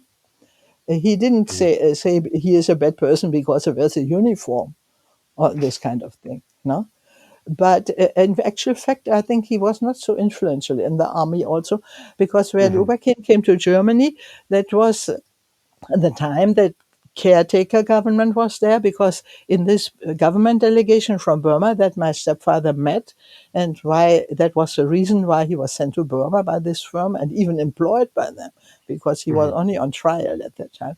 They were all army men, but U Ba Khin was there in his function as accountant general, because he was there as a accountant general to look after the finances. But it seems that, at least the way my father tells me, when they traveled in Europe, he was so impressed because they lived in expensive hotels like the Hilton, top floor. After the day's work, they visit many factories and talk about business. And then in the evening, when he was invited to join them there, he was surprised to see all the officers sitting on the floor instead of on chairs and tables. It was a normal hotel, and they did sleep in beds, not on the floor. But in the evening, they're sitting on the floor, and U Ba Khin was the one who was sitting on a bed a little higher. And there he was cross-legged and, well, not really meditating, but in a meditative position. He probably listened, and if someone asked him, he would give a reply and all that, but a little bit different from the remainder of the crowd. He was not so active. And that is why U Ba Khin, my stepfather saw that it was, he mentioned that it was in Paris and in and Brussels and Wiesbaden, these places in Belgium and France and Germany. That's where they visited. And he thought that they had invited him for their own spiritual relaxation after the day was so tiring. But that was my stepfather's private estimate. because see. he thought for the actual looking at the things and the thing, then U Ba Khin was not so required, because his proficiency was in the accountants, in the accounts, and by that time he was about to retire. U Ba Khin was not accountant general for a very long time. He became the first accountant general after independence, but that was nearly the retiring age is 60. No? So he retired, and after retirement, he was re-employed because there was a training institute for accounts. That is what he himself describes, how he had 3 or 4 government positions at the same time. And so I don't think he was close to the army, but he was non-committal. The story that I heard about how he became accountant general was that as we know, in pre-World War II, many of these offices were staffed by Indians from the subcontinent that had come over with British colonialism. And the story that I heard was that in the accountant general's office, the Indians kind of monopolized everything, and they really hazed and bullied the Burmese workers that would come in because they wanted the office all to themselves. And so these different educated Burmese clerks that would come in, they could never last longer than a few weeks or a few months with the way they were treated by the Indians. And that U Ba Khin was the only Burmese that was actually able to remain with their harsh treatment and eventually, as you say, win their respect. And so by the time then we get to the point where World War II ends, and this is the part of the story that we hear from that Goenka has told. But with this background, I think it becomes much more interesting, because then when Burma has independence and the Indians that are in the office, many of them, like Indians everywhere in the country, many of them go back and are repatriated back in India. U Ba Khin is the only Burmese left in the accountant general's office by virtue of the fact that he was the only Burmese clerk that was able to withstand the harsh treatment and gain the respect and be able to and not be driven out of office by these Indians. And by virtue of being the last man standing, he's then appointed accountant general, because he's the only Burmese who has any knowledge or understanding of the office at the time of independence. Now, yeah, well, you must understand that U Ba Khin worked in this AG office from the time he finished high school. And when he finished high school, then he had good grades, and he was offered a scholarship to study at the University of Calcutta. That was around about 1918 or so. But he wouldn't afford to do that because his father was sick and someone had to earn money to support the family. And so he started as a very low clerk in that same office. And then he learned the rules by heart and all that. And when he started meditation, that with Sayagyi, that is 37, and he asked for leave, and they said, no, we are reorganizing, you can't have leave. And he just left. And so when he came back from Pure Boy, where he learned the Vipassanā meditation, there was a letter on his desk, and he thought he would be dismissed, but in fact he was promoted. But at that time he didn't become accountant general. He was promoted to a senior position to what it was before. But there was also a political change, because at the beginning of 37, by the time when U Ba Khin meditated with Sayagyi, Burma was separated from India. It was no longer part of British India. It was still a colony of Britain, but they had acknowledged the fact that Burma is not India. And so they would encourage more Burmese people. And then when Burma came independent, I don't know, of course, Goenka has more acquaintance of the actual people involved, because he knew them and he was integrated in all this. For me, it's hearsay. But I should say, in general, when Burma became independent in 1947, the general tendency was to appoint Burmese people to any senior position in the government. And if they employed an Indian, there would have to be a solid reason, and he would have to have a Burmese passport. When we came to Burma in 1960, there were many Indians and many Chinese also, and some of these Indians had Indian passport, and only not so many had Burmese passport, because it was sort of considered superior to have a foreign passport. Because you could have if you are well integrated in Rangoon, you could have a nice life, and because you had a foreign passport, they even give you preferences. But that changed when the military took over, particularly in Nevin. And so at first, the Burmese were quite pleased with that. And of course, there was a similar tendency in 1937 when U Ba Khin started to meditate, because then it was still under British rule, but it was a province of its own, only Burma. And 10 years later, in 1948, January, when Burma became independent, the similar one. And I think he was raised to the office of Accountant General after independence. And something that was never clear to me when I lived in Burma is that because he was the head of the Accountant General's office, but above him there was another person who was called Auditor General. That wasn't clear to me while I lived in Burma. I only know it because I've read the book that U Ba Khin's son has written about his father's life. So U Ba Khin's salary was determined by the Auditor General. But maybe he had a special outfit. What is the difference between the accountant and the auditor? So the accountant does the accounts, and the auditor checks whether the accounts are correct. But then the retirement in Burma was early. I think it was when at the age of 60, not 65.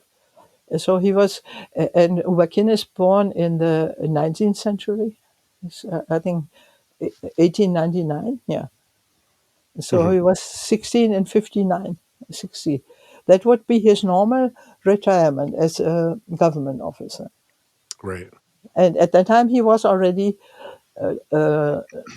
Accountant General, but not such a long time. And even in the period between independence and this retirement under the UNU government, even before the caretaker government, I was not in Burma during that time, but at a certain portion, U Ba Khin was given in charge of the SAMB, which is the board which controls the rice export of Burma. And it's a very important national thing, national adventure for the national economy, and it was very corrupt.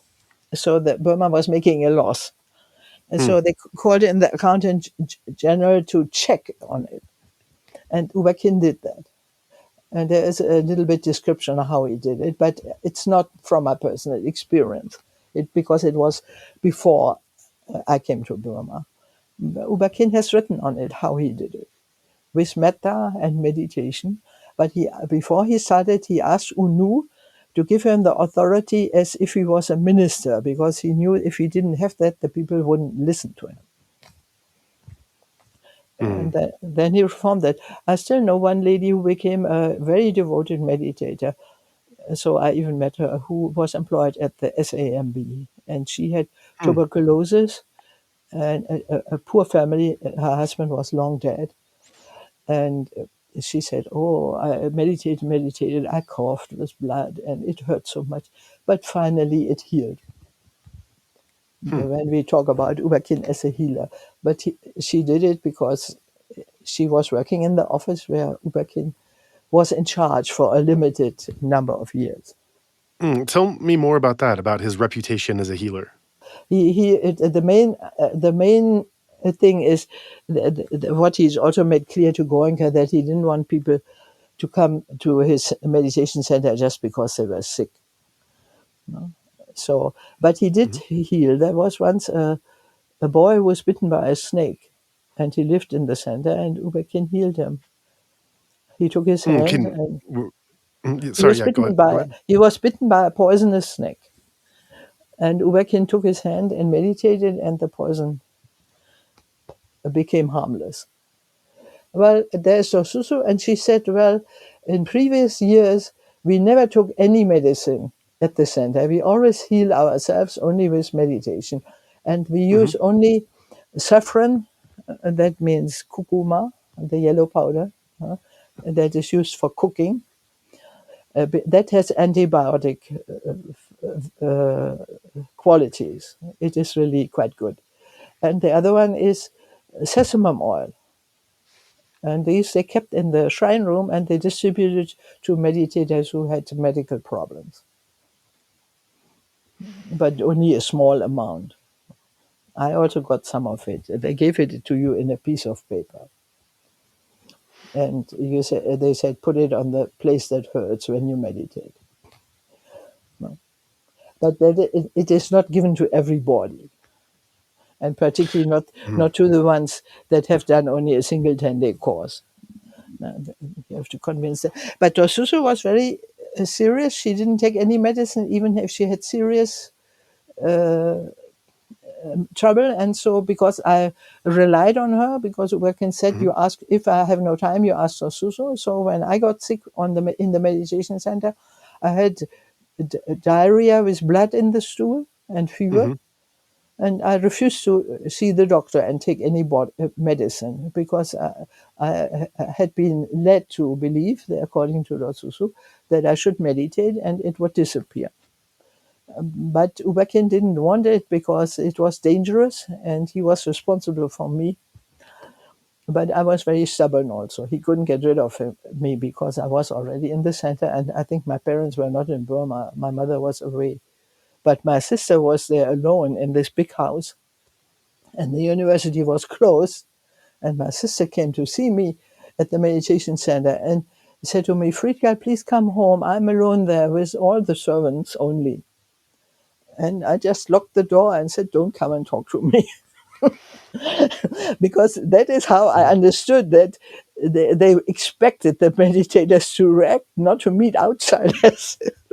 But it's, of course, absolutely nothing that a normal Burmese person would have done. And certainly, if Goenka had been teaching that in India, he would have got a bad name. And U Ba Khin also did not teach that. But I did it because I took his words literal. And then only when I stayed with Vipassanā and I studied what he did, I understood this behavior on my part towards my sister was lack of pati santara. That means you have to make a smooth connection between your meditative environment and your non-meditative environment. And that was sometimes neglected. That means U Ba Khin did not put special emphasis on it. How so? Yeah, while Goenka is much emphasized. I think the Indian society, even he himself, wouldn't be able to meditate if you don't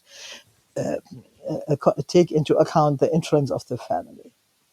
Oh, well, just think that Goenka is a very good meditator, but all his household don't meditate. They are Hindus, and they are not so happy that he goes and practices with U Ba Khin.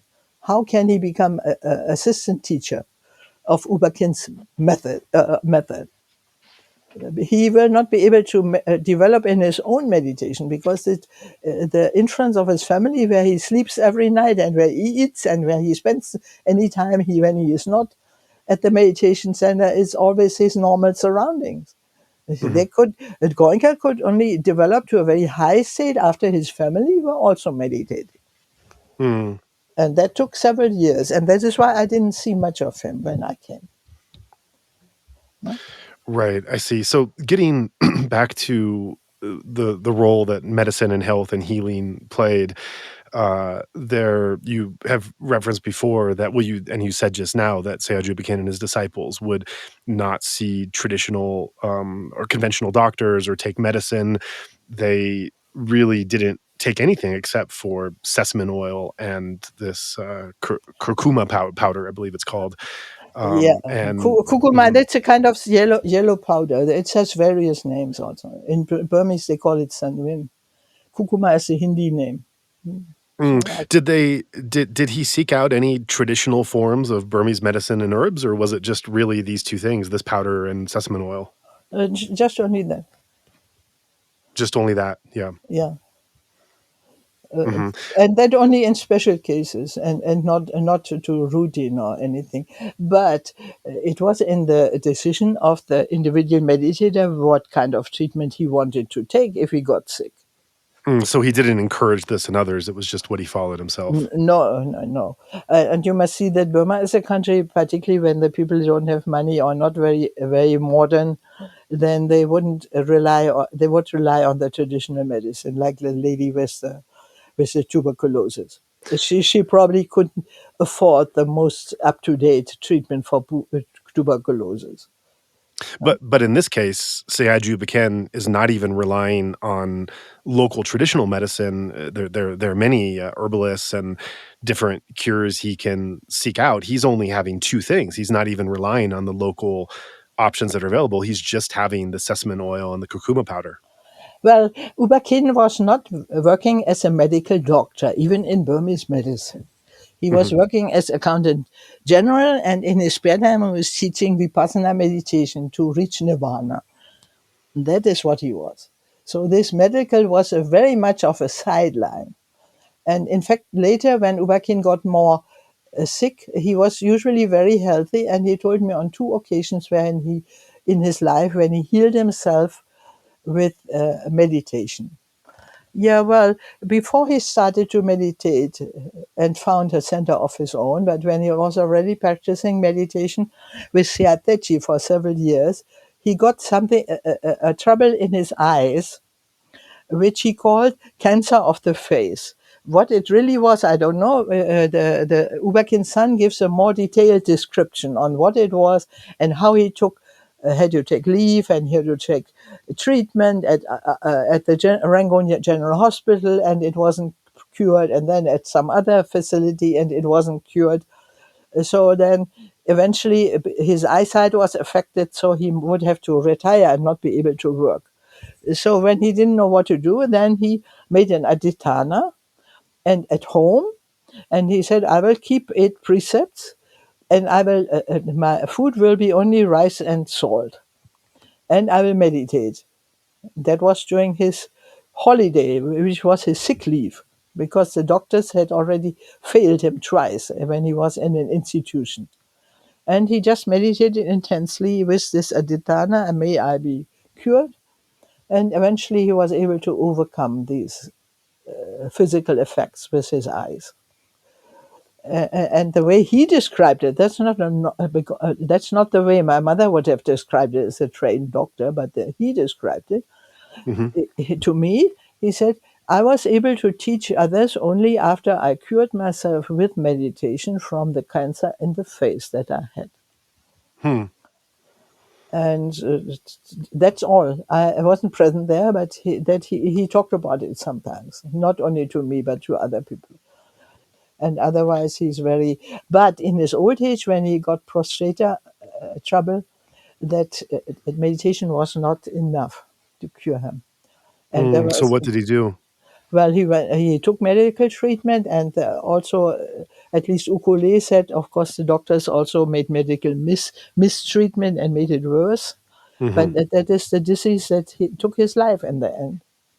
And during those years, it was several years, and that also was no longer with him, but she was in Upper Burma with Ribu Syada and Marganda Syada.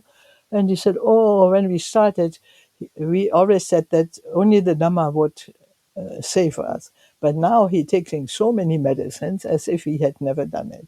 But so the general thing is, if the sickness gets too strong, you better treat it with conventional means. So he did accept conventional means at the end with the prostate. Yes.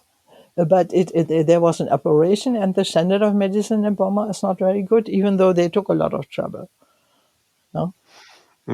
And when you mention how when he initially cured himself of cancer of the face through meditation and taking an adhiṭṭhāna, as you reference, he only after doing that would he then seek out and look to help and to heal others. And you've referenced before that he would sometimes, when close disciples were sick, he would sometimes make house calls. I mean, like a doctor, as a Oh healer. yeah, yes, Um, yes, yeah. Well, you see, Dr. Susu's parents were quite close disciples of U Ba Khin, and particularly her father. He was very gifted. He could mhm, reach very, very special states, mhm. and he was very stable also in his meditation. And then he was sick, and of course, the center is in Inyamyang Road, and they lived on Inya Road. It's not very far. So when U Ba Khin heard that Dosu's father, Uddin, was sick, he made a visit, not himself, maybe in company of some of his other senior disciples, which at that time wouldn't include Goenka. They would be all Burmese people from his own office. And then the children of the old man, Dosusu was the only one who was very keen, and they were 10. So the other 9 children were not approving of meditation. And so there was a son in the house, the number 8 or 9 of the 10. And he said to U Ba Khin, "What do you want here? My father is sick. I can't permit you to go here." And he asked him to leave the house. And when Dosusu heard that, she didn't talk to her brother for years because she wanted to punish him. But then he was really thrown out by a Mm. non-meditating family member who was the son of the sick person. Wow. And so he would often visit close disciples as a healer when they were sick?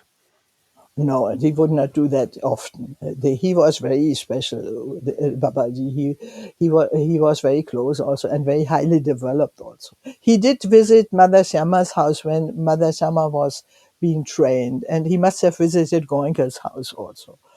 But that I don't know exactly, but it's likely to be. But with Mother Syama, I know particularly when she first started to meditate, and her Mhm, progress in meditation was very quick. mhm. So then U Ba Khin simply had to be near her to help her to because if the development is quick, sometimes you don't know what's happening to you. So that And was more as a meditation teacher than a healer. now, no, yes, it's right, but there were periods when she used to swoon, or if she left the house and then she would feel sick just because she left the compound and stood on the road, and then of course didn't know what happened to her. Really? But So she would be at IMC practicing and would reach such deep states that when she left the protective atmosphere of the center, she would actually become physically sick outside of IMC. Is that right? well, she would be delicate. She had to protect her, and in her own family, there were many meditators. Particularly, her husband was even a stronger supporter of U Ba Khin. He was first also before she Mhm, started, and then her mother-in-law and the 3 sisters of her husband, and even her daughter, who was, of course, at the time she started to meditate, she was only 4 years old, so she wouldn't meditate. But the whole house, U Ba Khin had a family with many females. He was the only man there. hmm, Sorry, I'm Uchitin. I'm not talking about U Ba Khin. Uchitin, that is Mother Syama's husband. mhm, Because in his own family, his mother and 3 sisters, and then Mother Syama's female cousin, she was an orphan, I think. So that were already 4, 6, and then his own daughter, 7. hmm. And why do you think Mother Sayama would have these intense experiences after she left the center? Because it was not a meditation center, it was a normal household. Even if they were all meditators and they would sit 1 hour in the morning and 1 hour in the evening, the time in between, it would be normal life. They would cook, or they would go shopping, or the little girl would go to school, and these kinds of things. So that is when she first developed very high, delicate states. Then she needed more protection. I wasn't present there. I'm only referring what Osusu told me, because she was very close to Mother Syama at that time. They were always together, more or less. Of course, she Mm. wouldn't. No, at the center, not in her home. And just staying on this healing that U Ba Khin would do from time to time, there was also an incident where Ruth Denison became very sick in the United States, and you described how Sayagyi U Ba Khin sent her mental help from Burma, which led to her recovery. What do you know about that? Yes, he wrote a letter to her, and he fixed the time when she should meditate. According to Burma's standard time, he chose a time when he was able to meditate and asked her when she is sick, she should meditate at the same time, and he would establish a mental connection. And it was Ruth said that it was very helpful to cure her condition. Ruth had similar experiences in her spiritual development to what Mother Shama experienced, but on a lesser scale, because she was in the West and she only had a husband. Her husband was meditating, but he was not so highly advanced. He was very experimenting and trying all sorts of spiritual practices like taking peyote and so on, and this kind of thing, which is of course contrary to Vipassana meditation. So Ruth Denison described that at a certain stage in her early years of meditation, after she already knew Vipassana, she had in a state where she didn't know whether she was alive or dead. She was sort of, and she says, I don't know, my connection to my body was very, that's what she told me later, was very loose. I could see myself there and I was over it, but I didn't know whether it was my body or I wanted to go back or that. Only my husband was looking after me. But finally she recovered and she became integrated with her body, and she lived to the age of over 90. So that happened when she was between meditation and before she started to teach courses herself. But it must have been quite a difficult situation. That's, of course, a very rare case. I haven't heard of other states like this. I've heard only about Mother Shama and Ruth Denison. So in the early days, when Goenka started to teach and had some European students who had also been to Burma and they heard these stories, they used to think that all the female teachers have to be protected. But that is not actually so. Because even Mother Shama, what I've heard about her when she was in England and teaching meditation for many years and she got used to it, she had much more resistance against negativities. She wouldn't just sit down and get sick and things like that, But what Mother Shama normally did, if she saw a negative force that she wanted to avoid, she would just leave, say nothing and leave. And I have seen many of this when I was at the center, because I always brought in the foreign forces and the army forces. And of course, I couldn't help it. I didn't feel it. Later, I felt it. But simply, if you are dependent on it, like you live there, you can't do anything about it. Your meditation goes high and you go home and it drops again. I particularly remember about in October 1960 when I did 1 month's meditation course at U Ba Khin's specific request to come longer and with the written permission of my parents. And I had a very good success in 1 month. And then after I came back, when I left, U Ba Khin said to me, now let's see what your family says. You have done very well in the course.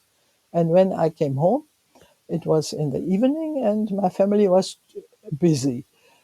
You are back. Okay. You want to have supper? We have an invitation to go to the Burma American Institute. So and so is giving a talk on so and so. Do you want to come?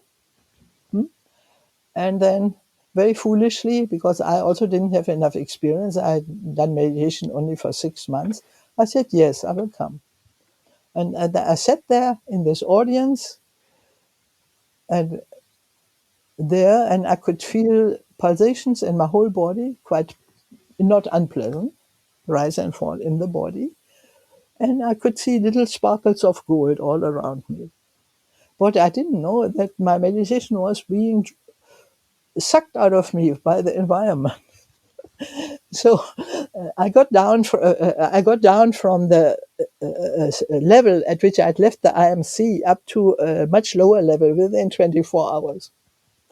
And when you have it difficult later, when you have more experience with long courses, it's found in every long course, even Nagoinka courses. If you have meditated for 1 month, you know that you cannot go to the market and the supermarket and go to a dancing hall or things like that on the next day. You need a few days to get back into normal life slowly. Sure. No, but at the time I didn't know. I should have said, no, I want to go to sleep. That would have been perfectly acceptable. But simply they were not interested in all, and they noticed nothing because that is the way we had settled down. And it's only I feel sorry about my stepfather because apparently he did have sufficient parami, but he did miss his chance. Mm-hmm. Now, because without him, I would have never met U Ba Khin. Sure. Yeah.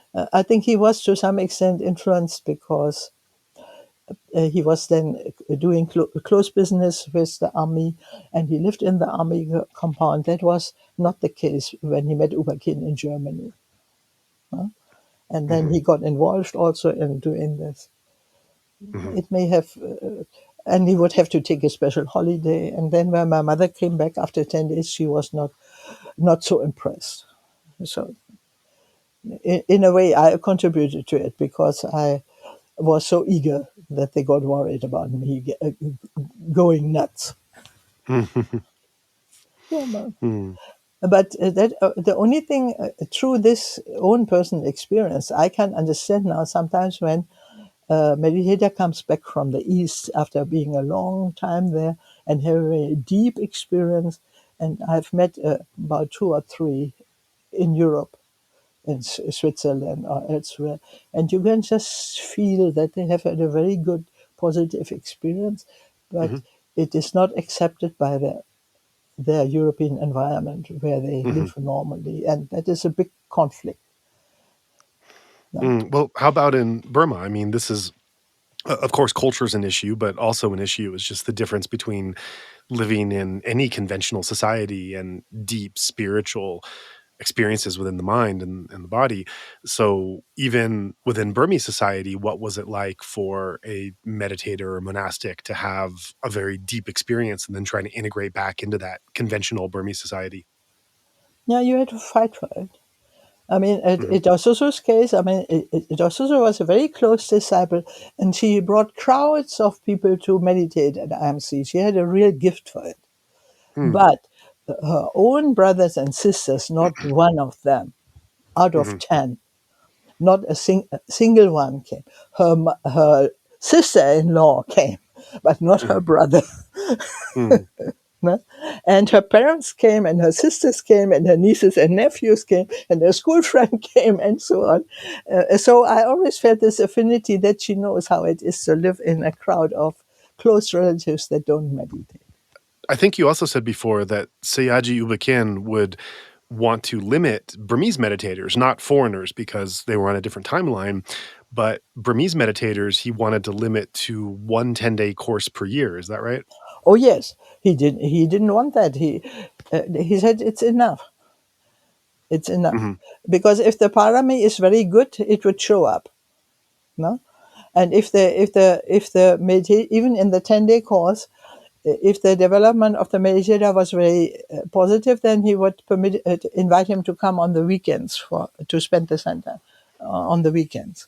So it sounds like their access was decided by their progress and their ability. Is that right? Yeah, it was very individual, but to have one 10-day course a year, that was routine. Even the very close disciples, they didn't have more than that.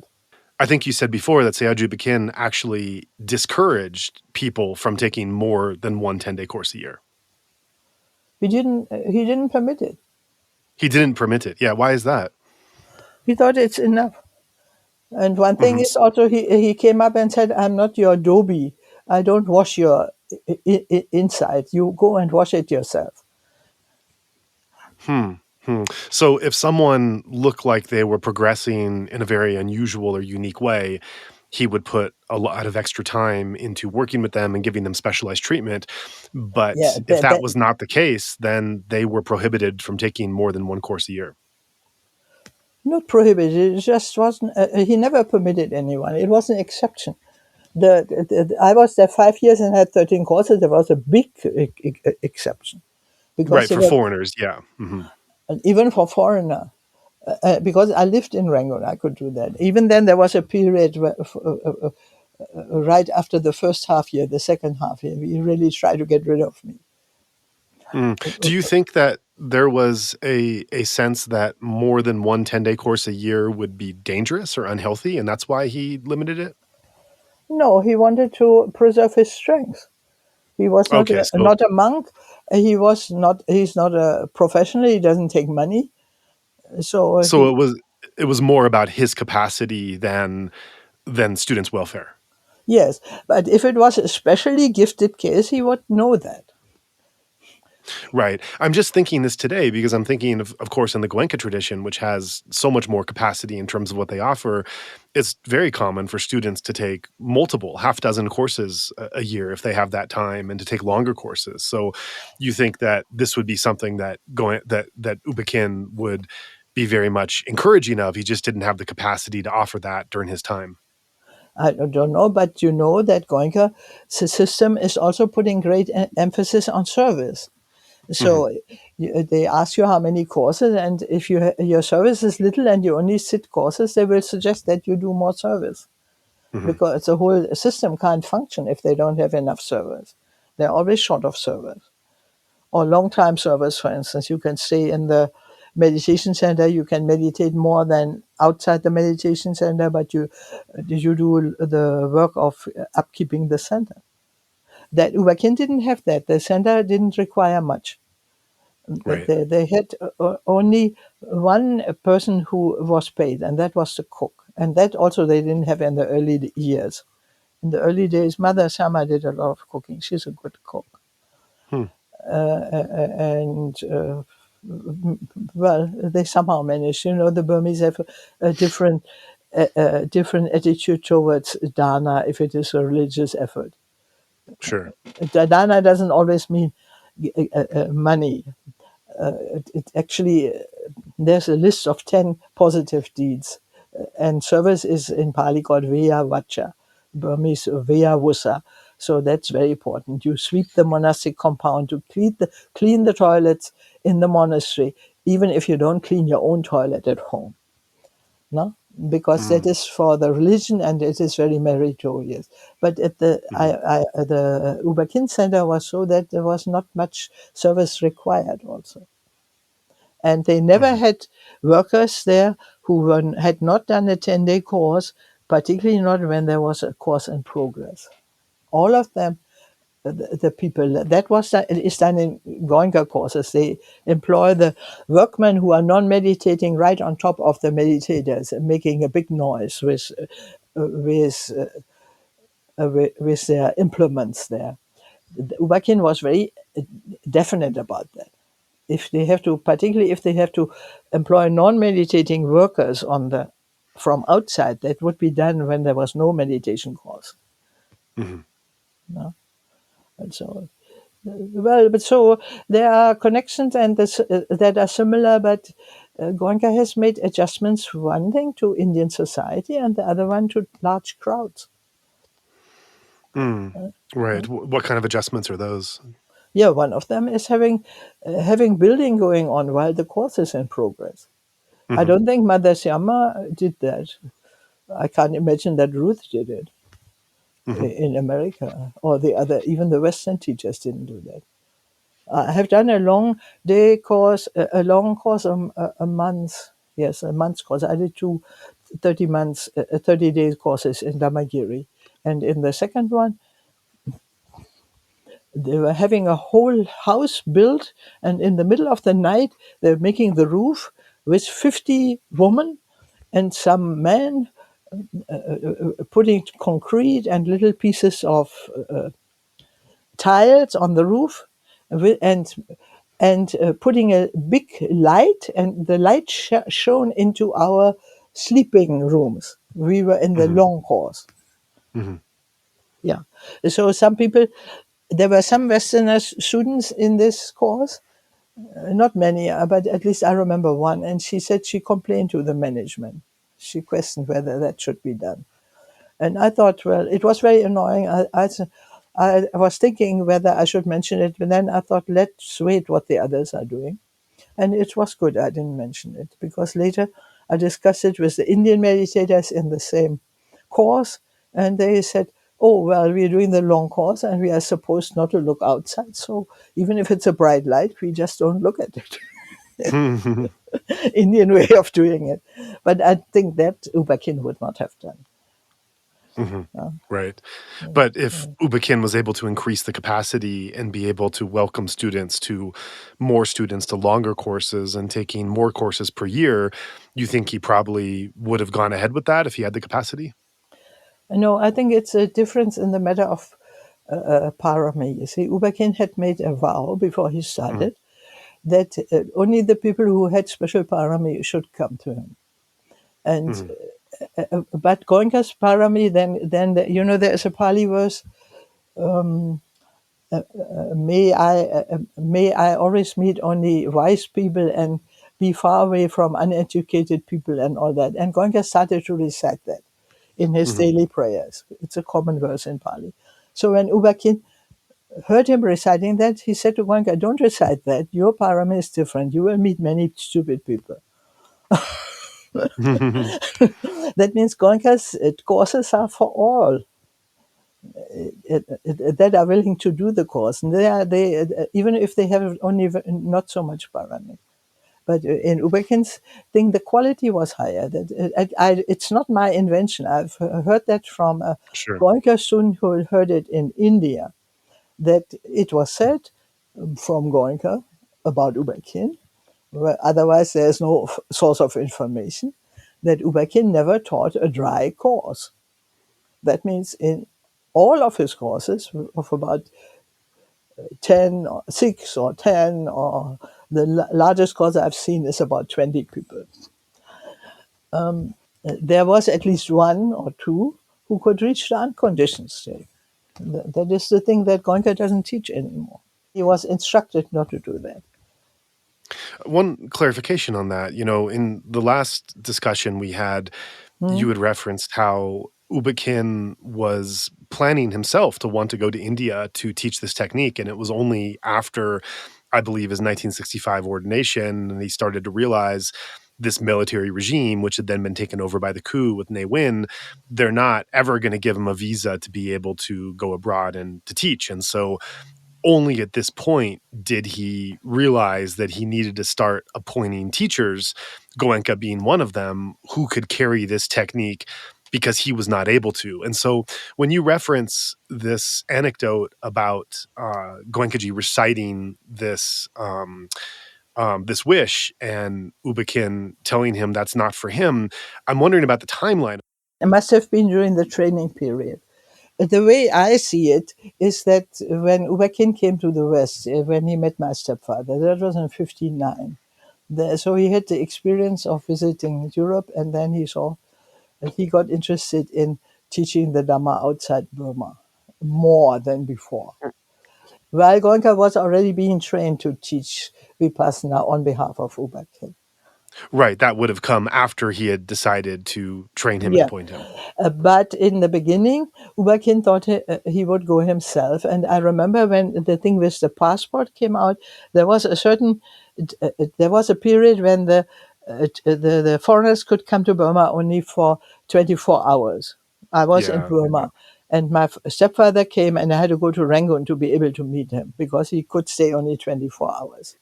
Then there was a time when they didn't give passports to any Burmese people to go abroad. Then they permitted only those Burmese people who wanted to leave Burma for good. And that was before 65, when I was still going to IMC regularly. So I heard U Ba Khin talking to other people, and they were saying, well, you cannot go abroad unless you leave Burma for good. And then he said, well, I'm an old man. How can I leaving Burma for good? Of course, he would would do anything for the Dhamma if he thought it was necessary, but it was not something that would come to him easily. He was a fully typical Burmese person. And so I don't think he tried that. But he did try to get contacts in India through the Mahabodhi Society, and he was even given a written invitation to come and visit India and teach meditation there in the Buddhist places in India. And then he couldn't get a passport. Yeah. And then he became a monk in 65. And according to the diary that he has kept, and which is in the possession of his family, not in the possession of his disciples. When Sayagyi died, the family said, "This is our father, that is his diary, so it belongs to us." But maybe the Uchitin would have liked to keep it, but it wasn't given to him. So the diary disappeared from the hands of the close disciples after U Ba Khin's death. This is the real treasure, because no one has ever read or has access to this other than his son. I know it still exists, and I of do course too. Yeah. I'm in touch with at least with his wife and daughter. He has two daughters. That means U Ba Khin's grandchildren. So I know they still have it.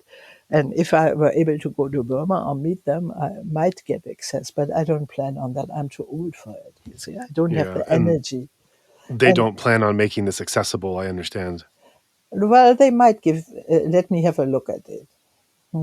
If I was close to them and maybe I didn't want to take it away and all that, they treasure it because it's their grandfather, and the grandfather is still important to him. And when I visited their home in 2014, and I spent quite a long time with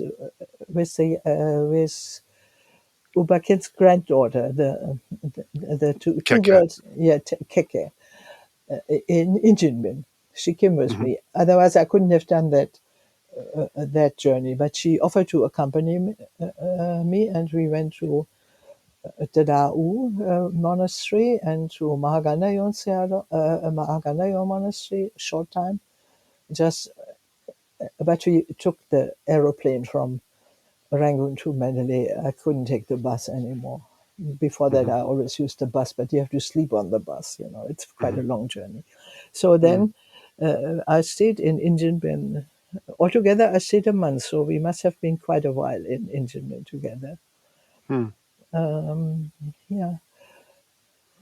So she mentioned about the diary, but she told me one or two things which I thought she didn't understand right. So if I had been able to get a 3-month visa in 2015 before the elections, which I had planned to do, then things might be different. Yeah. But well, I can't rewrite the past. The past is what it is, and I'm not getting stronger. I'm getting weaker. And I find that even though in 2014 I was enthusiastic on making an English translation, I needed the Burmese environment there. I did some work on it in Sri Lanka, but not enough. And then I took it to America because there was a Burmese nun there. But she only said, "Well, you go ahead. When it's finished, we look at it together." Instead of making regular sessions where we go through the text together. And so I gave it up now. But I feel a little bad about it because the U Ba Khin's son is 1 year older than me, and it was his very sincere wish that the book should be translated. And I promised also to do it. So when it was the 50th anniversary of U Ba Khin's death, that is 21, shortly before the coup, because U Ba Khin died in 19th January. I was in Virginia. I was feeling it very badly that I failed my teacher because I did not complete this translation. And then his son also died.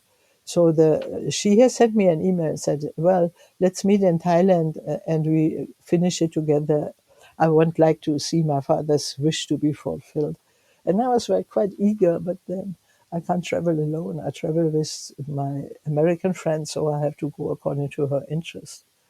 And then shortly after that, under the present military, then they didn't give any passports, so I gave up on it. Now they give passports again, but sorry. Yes, thank you again for taking the time to share with us, and I look forward to continuing the conversation.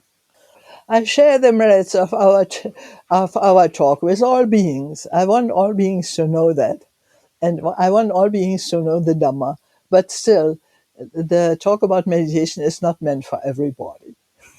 Because understanding is left to wisdom of the listener.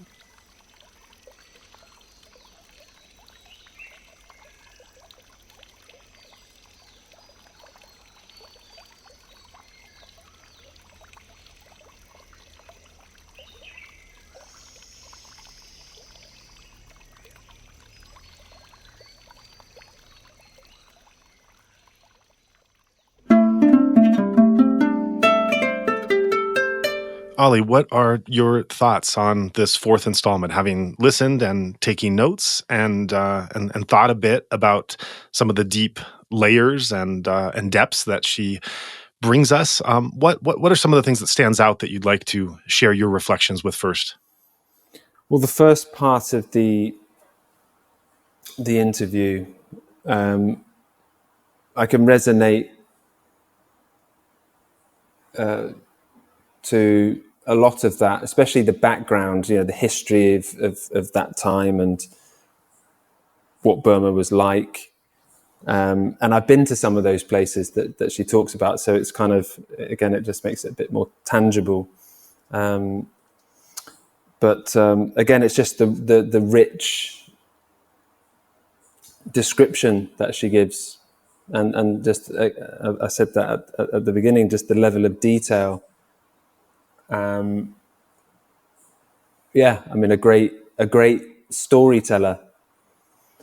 It's very just very engaging. You just want to keep listening.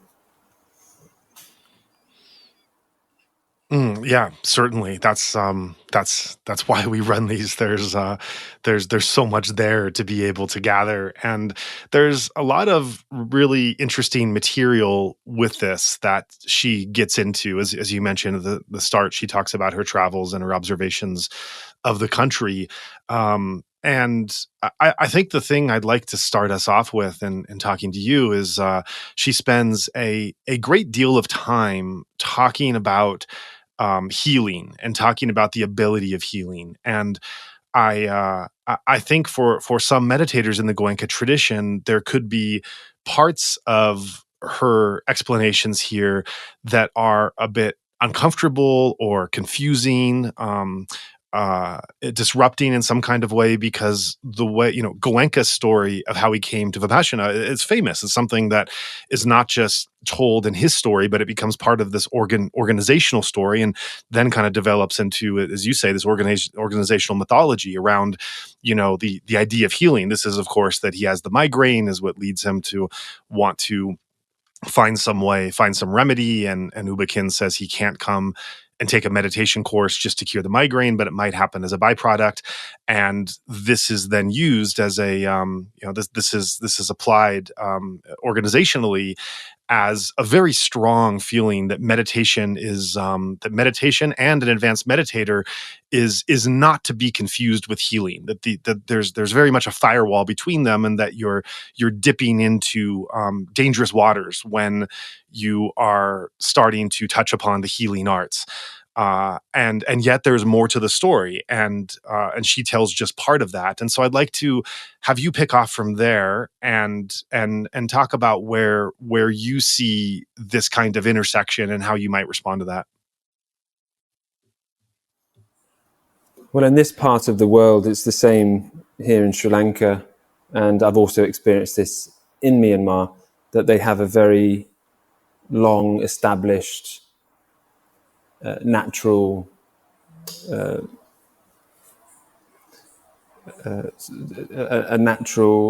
medicine. They have like local doctors and healers and like shamans. They even have shamans here and also in Myanmar. So it's not uncommon, in this part of the world, and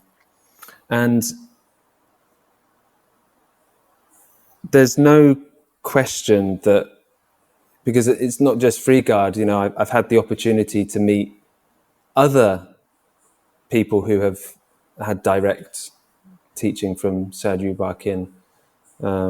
Utain Aung was another one that I spent quite a bit of time with in Myanmar, and I've heard some of the stories from him as well, about U Ba Khin and about his abilities. So it's widely known that he was, for want of a better phrase, like not a normal person. Mm-hmm. Clearly, he had these abilities. But I think you're right what you say, that and that's quite clear. How Friedgard also puts it is that, yes, there were these cases where he did this healing through various ways, but again, I don't think it's convoluted with the meditation and with the meditation practice. Right. And in looking at some of his background in healing, there, we talked to Dan Stewart in an interview with him. He sees this aspect as part of a wider phenomenon of an erasure, as he calls it, intentional or unintentional, that there are certain practices within Asian Buddhist frameworks that over time, from colonialism through Western scholarship and Western practitioners, have not fit the modernist Buddhist narrative that is trying to be set. They're in kind of the uncomfortable margins, and so because of that, some of these aspects of unexplainable or supernatural or other beings or other planes, these types of phenomena, that they become weeded out of the retelling and even the experience in the case of practitioners, because they're not in the main frame of the practice or the narrative that's being told. And so, again, because we have this firsthand account of Friedgard, and because she is a Westerner who has her own degree of skepticism and critical thought and individualism, she's coming to this, with a critical nature, and we're able to hear about this background of healing that Sayagyi U Ba Khin is doing, that engaging in on himself and others, his reputation as a healer. We're able to hear those firsthand accounts, and I think that is where it, hearing about these specific instances and repeated instances of where, and how sometimes he would direct his attentions remotely to students, sometimes he would visit their home, all in the sake of healing. I mean, that story about wanting to go to his disciples' ailing father's home to see if he could heal him. These are stories that I think if you had a meditator in the Goenka tradition today who was indicating publicly that they were wanting to do this and doing this, I mean, I think they'd be kicked out of the tradition. And so, this is so it really is something to hear about, the teacher's teacher, this being a part of his life and belief, not a normal person. And yet, as you say, to clarify, this is a nuanced topic. This doesn't mean that the story that's being told is all wrong. I mean, he's not confusing meditation with healing. He's not seeing meditation as a source primarily for healing. That part is true, but there can be some overcompensation to go so far as to say that healing has no role, no right, and shouldn't be practiced at all. And I think through Friedgard's memory, we get that deeper part of the story. Yeah, and I just like to add something to that as well. Something that, and I did discuss this actually when I did meet with Friedgard, and I know a lot of people will have a problem with what I'm about to say, but they are the facts that you have Burmese Buddhism. We can use that term without it being a problem. It's quite, I here in Sri Lanka, I spend a lot of time with Myanmar monks and nuns who have come to Sri Lanka to study, and there's a big adjustment for them. There's a big adjustment for them coming here, because although they predominantly we could say a Theravada Buddhist country, the cultures and the practices, even the approaches to meditation and to studying the Buddha's teaching, they're different. They're different approaches. And what emerged out of Burma around that time, it was in the Burmese style. And I'm not saying that healing goes on everywhere, but it's certainly my experience now living in Sri Lanka for the last 8 years, that you do see these types of things going on, but it does seem to be quite a feature in Burma. And again, I'm not saying that every meditation teacher is doing that, but I think when I listen to Friedgard and in discussion with her, you can see that there are these particular meditation techniques and practices and possibly even these types of healing practices going on.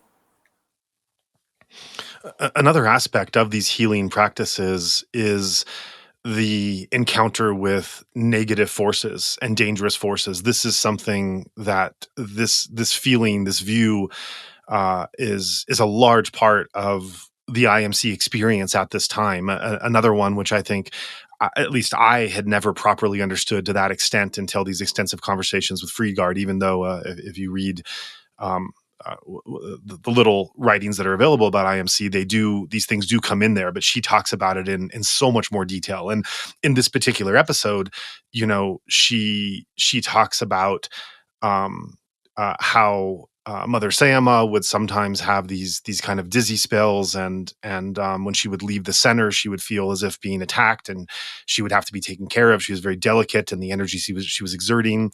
Friedgard herself was often scolded for bringing in negative, quote, foreign forces, army forces, to IMC, to the extent that U Ba Khin actually told her that she could no longer meditate. She was prohibited from coming to the center because it was, in her words, quoting his words, it was no use to be learning meditation if she was living with a family who didn't meditate and living in an army compound where there were negative forces. So with that, she, without her parents' permission, she moved out of her home and into the student dormitory so she can continue. But that was she describes, quote, that U Ba Khin had said meditation was being sucked out by the environment. And so there's a this other aspect of healing are these negative forces that we hear about a lot in Friedgard's descriptions through how U Ba Khin speaks. And as Dan Stewart has written extensively, this was a somewhat unique description, a unique experience at IMC with U Ba Khin at this time, not a complete outlier within Burmese Buddhism. Burmese Buddhism takes a lot of kind of weird and unusual and unpredictable creative manifestations, and this is one of them. But it is an outlier of other traditions and teachers at that time, the extent to which U Ba Khin was really focused on what these negative forces were. And I think healing is that other component. So how do you understand these things coming together? And also, what would you share, again, this aspect of erasure? There could be some discomfort in Western circles kind of talking about what, negative unseen forces even means. How would you flesh this out for us? Yeah, it's a difficult one for sure, because I don't really hear much about it. You certainly don't get that from the texts when you read the early Buddhist teachings, when you read the Abhidhamma literature, even the commentaries, and also in Sri Lanka, you don't really hear about it. You certainly don't hear it presented in these terms of like negative forces, and a word that is very prominent in U Ba Khin tradition is the word sankhara. These forces, we could get into that if time permits, but I've not really come across it, to be honest with you. This idea of, working in a particular way where you become so sensitive that you get sick. I've really not come across it outside of sort of this circle. That may be because I just haven't come in contact with with people from other traditions, but I have met a lot of practitioners from different traditions, and I just haven't come across it. So yeah, it's a really interesting one to read and to hear, and it just seems to be, from the accounts that I have from Friedgard and also from other people, that it was a very, let's say, a unique period of time, because as we hear in the interview as well, that U Ba Khin didn't teach many students. Actually, I think the most he had on his courses, I think, was 20, and even I think that was quite a lot. So he was teaching in small numbers, and supposedly, as Friedgard mentions, there's not a dry course that went on,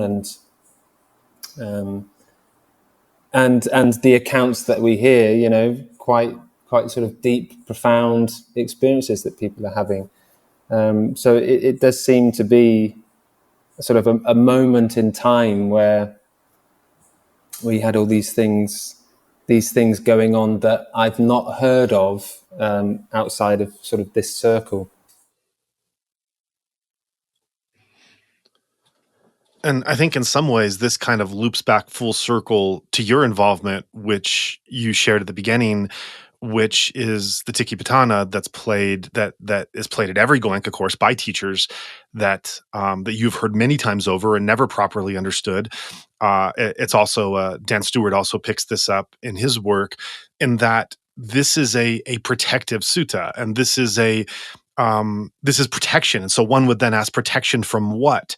And this is where that connective tissue, which has not been so obvious or so public, I think, even to those in the tradition, that go back to, both this, in one sense, creating a protective atmosphere, which then can lead into actual acts of healing. And on the other hand, protecting it from those dangerous forces that apparently come more to the forefront when one is in the aspect of engaging in meditation. And so from your background of that study of where the role of the Tikipatana, where would you place that in terms of understanding within this tradition, both Goenka and U Ba Khin, where this role of protection / healing come in the context of negative forces coming to attack?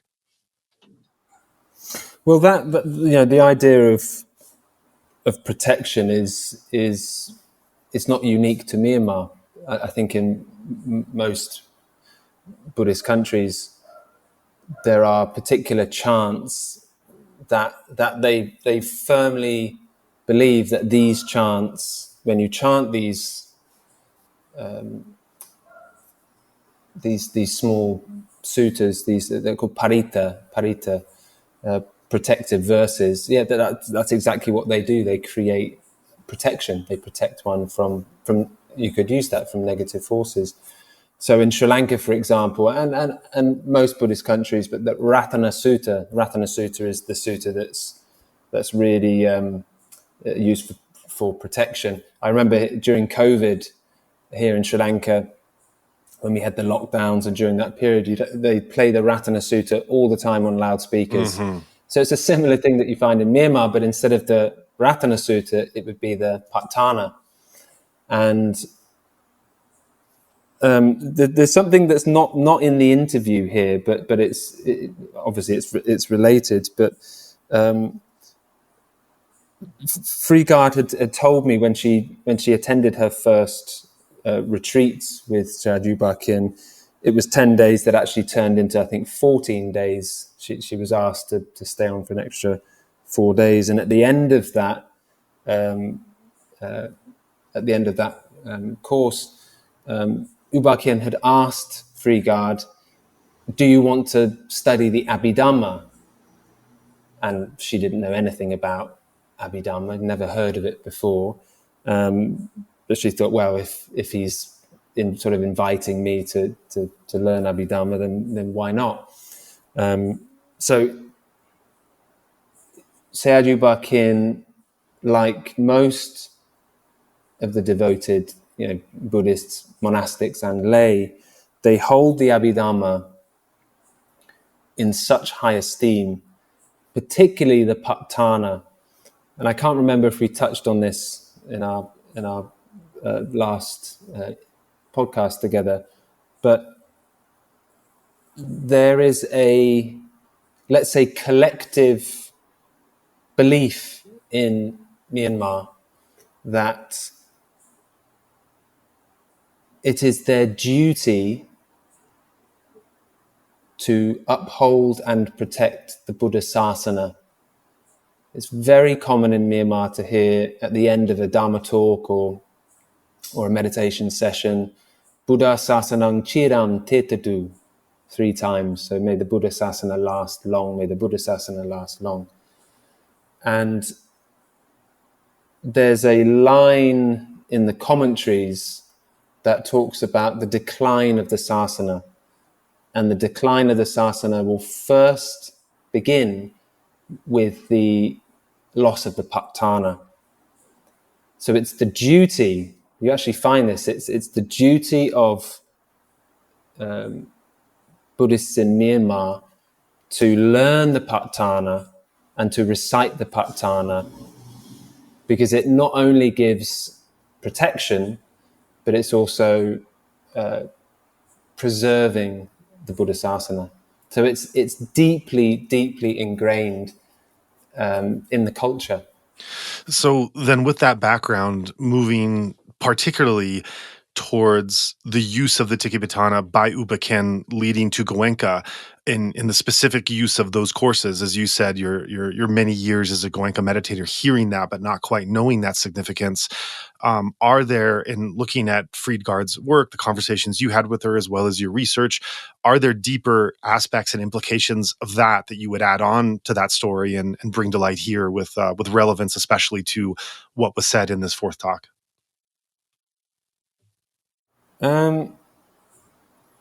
It's just very interesting, because that particular section that Sayagyi U Ba Khin chants, and actually Friedgard did tell me about this, that chanting wasn't a big thing at IMC.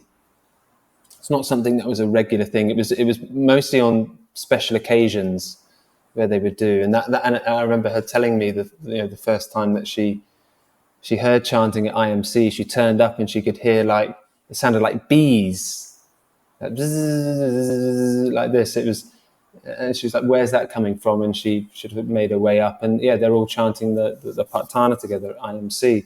So it wasn't a big thing there. Obviously, it's become a very big part of the courses in the Goenka tradition. I think it's actually not clear. When I ask, I have asked teachers, senior teachers in the Goenka tradition, what did Goenkaji ever say anything about the Tikapatthāna? Did he ever say why they do it and the significance? And pretty much it's just, no, we're just told we have to play it before every course to create this protective environment. That particular section that Sayagyi U Ba Khin chants is, you only really know that section if you've studied it in the Myanmar Abhidhamma tradition. It's a very significant section because, especially the monastics, when they're studying for the Dhammacharya exams, they study that particular section as a separate study. So it's like basically in brief, that particular section is like a key for being able to understand all of the other sections in the Patthāna. It means if you know that section really well, you can pick up pretty much anywhere in the Patthāna, and you'll be able to make sense of it because you've got that knowledge there. And I know that through Friedgard that before Sayagyi U Ba Khin, was a meditation teacher, but I think even before he started meditating, that he'd shown a great interest in the Abhidhamma and that he'd studied the Abhidhamma with monks in the monasteries. So he was very familiar with it, and I think it really informed his later meditation practice. But outside of the Goenka tradition, you don't see any other traditions playing it. Like it's not a chant to be played. It's really significant for the study of the Patthāna when you're studying the Patthāna. So it holds very, I guess, it's a recording of Sayagyi U Ba Khin. It's a long recording of Sayagyi U Ba Khin. So I guess, it's holding significance because it's his voice. Right. So then zooming out a bit, I think another interesting factor of Friedgard's story is, this is, as I've often said, this is kind of a 7 years in Tibet, Burma version of a closed country, an exotic practice, a meditation master that she is having this very close interaction with, and her extraordinary memory is able to then bring that to us. But, this fits into this kind of trope, we can say, the story, which both you and I fit into as well, because both of us have spent many years in Burma and meditation was initially what drew us there to want to learn more from the culture and the people and the practice. And so this, this trope of young Westerners, heading eastward to Burma, to Thailand, to Sri Lanka, to India, to look for some kind of spiritual answers, and then bringing those to then developing themselves and then being part of a transmission process. Friedgard's story fits into that, and yet it also precedes that, because if you're looking at least at the mindfulness movement coming over, certainly there were many people before her that came in their own way, but with the mindfulness movement, the story that we often hear is about the hippie generation that are getting access to these teachings and then through their travels and then bringing them back. But Friedgard does precede that. And so as we just think about this kind of context, which is still very much occurring today, and I think I don't think this will cease anytime soon, this sense of young restless Westerners looking for the spiritual answers of the East, that kind of context fits into who Friedgard is and her story, and yet she also somewhat, I would say, transcends that and brings that to another level. But it is, her story does kind of, our own stories also follow through that in some way. So looking at it from that angle, I wonder if you have thoughts or reflections of kind of where that fits in and what similarities we can say. Well, one thing in Friedgard's own words, she talks about how at that time, I even think somewhere she talks about that they were only giving 24-hour visas to foreigners. I think there was a period of time. Right. It was just 24 hours. And yet she was there because her family moved there and she was actually living and studying there. She was able to be there like for this extended period of time without having to come and go. So, foreigners coming and meditating, I think there were periods of time where they could get a slightly longer visa. But to have someone like Friedgard, how old was she? I think she said, that's right, March 1960 was when she first went to IMC. 17 years just old. 1 month before her, yeah, that's right, 17, 1 month before her 18th birthday. Right. Yeah. And actually, she mentions that was a that March retreat, that March course was a very special one at IMC, because it was Sayagyi U Ba Khin's birthday, and I think one week later it was Mama Sayama's birthday. So that course was like all the very close disciples of Sayagyi U Ba Khin would come on that course, and she got on that one. So she was there for that time. So yeah, just to have her there, and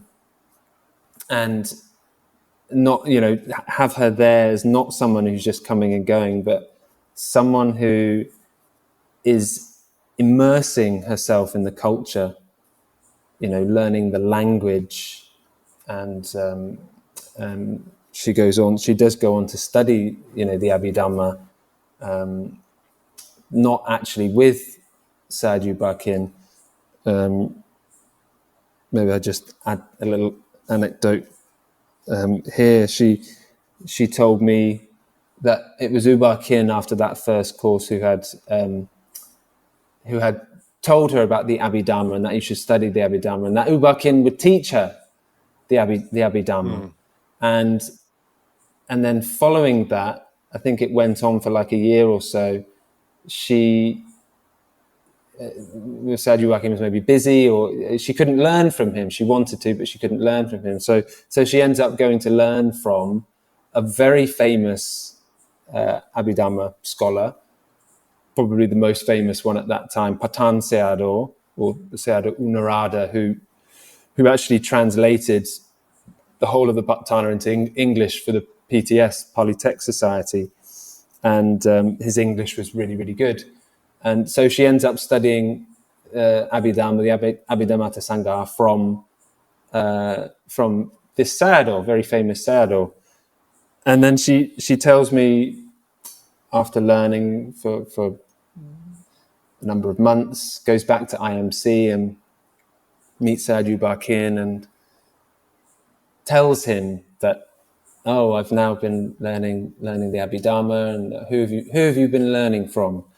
He said, oh, I've been learning from Patan Sayadaw. And Sayagyi U Ba Khin's reply to her was, so you think he can teach you Abhidhamma better than me? That was his response. So she said, clearly he wasn't pleased, was how she put it. And you're only going to get those insights into, the person, the man, and not the myth, so to speak. Yes. It's like the legendary stories. You're actually getting personal accounts of her teacher, and that is priceless. You can't get that from anyone who's just coming and going. It's someone who's there, who's living there, immersing themselves in the culture, and who's having that direct contact, and from the sounds of it, quite a tumultuous relationship with her teacher. Well, the other thing that she does talk about, which I think is significant, is that fact that excuse me, that Sayagyi U Ba Khin and then later Goenka, they had, or let's just say,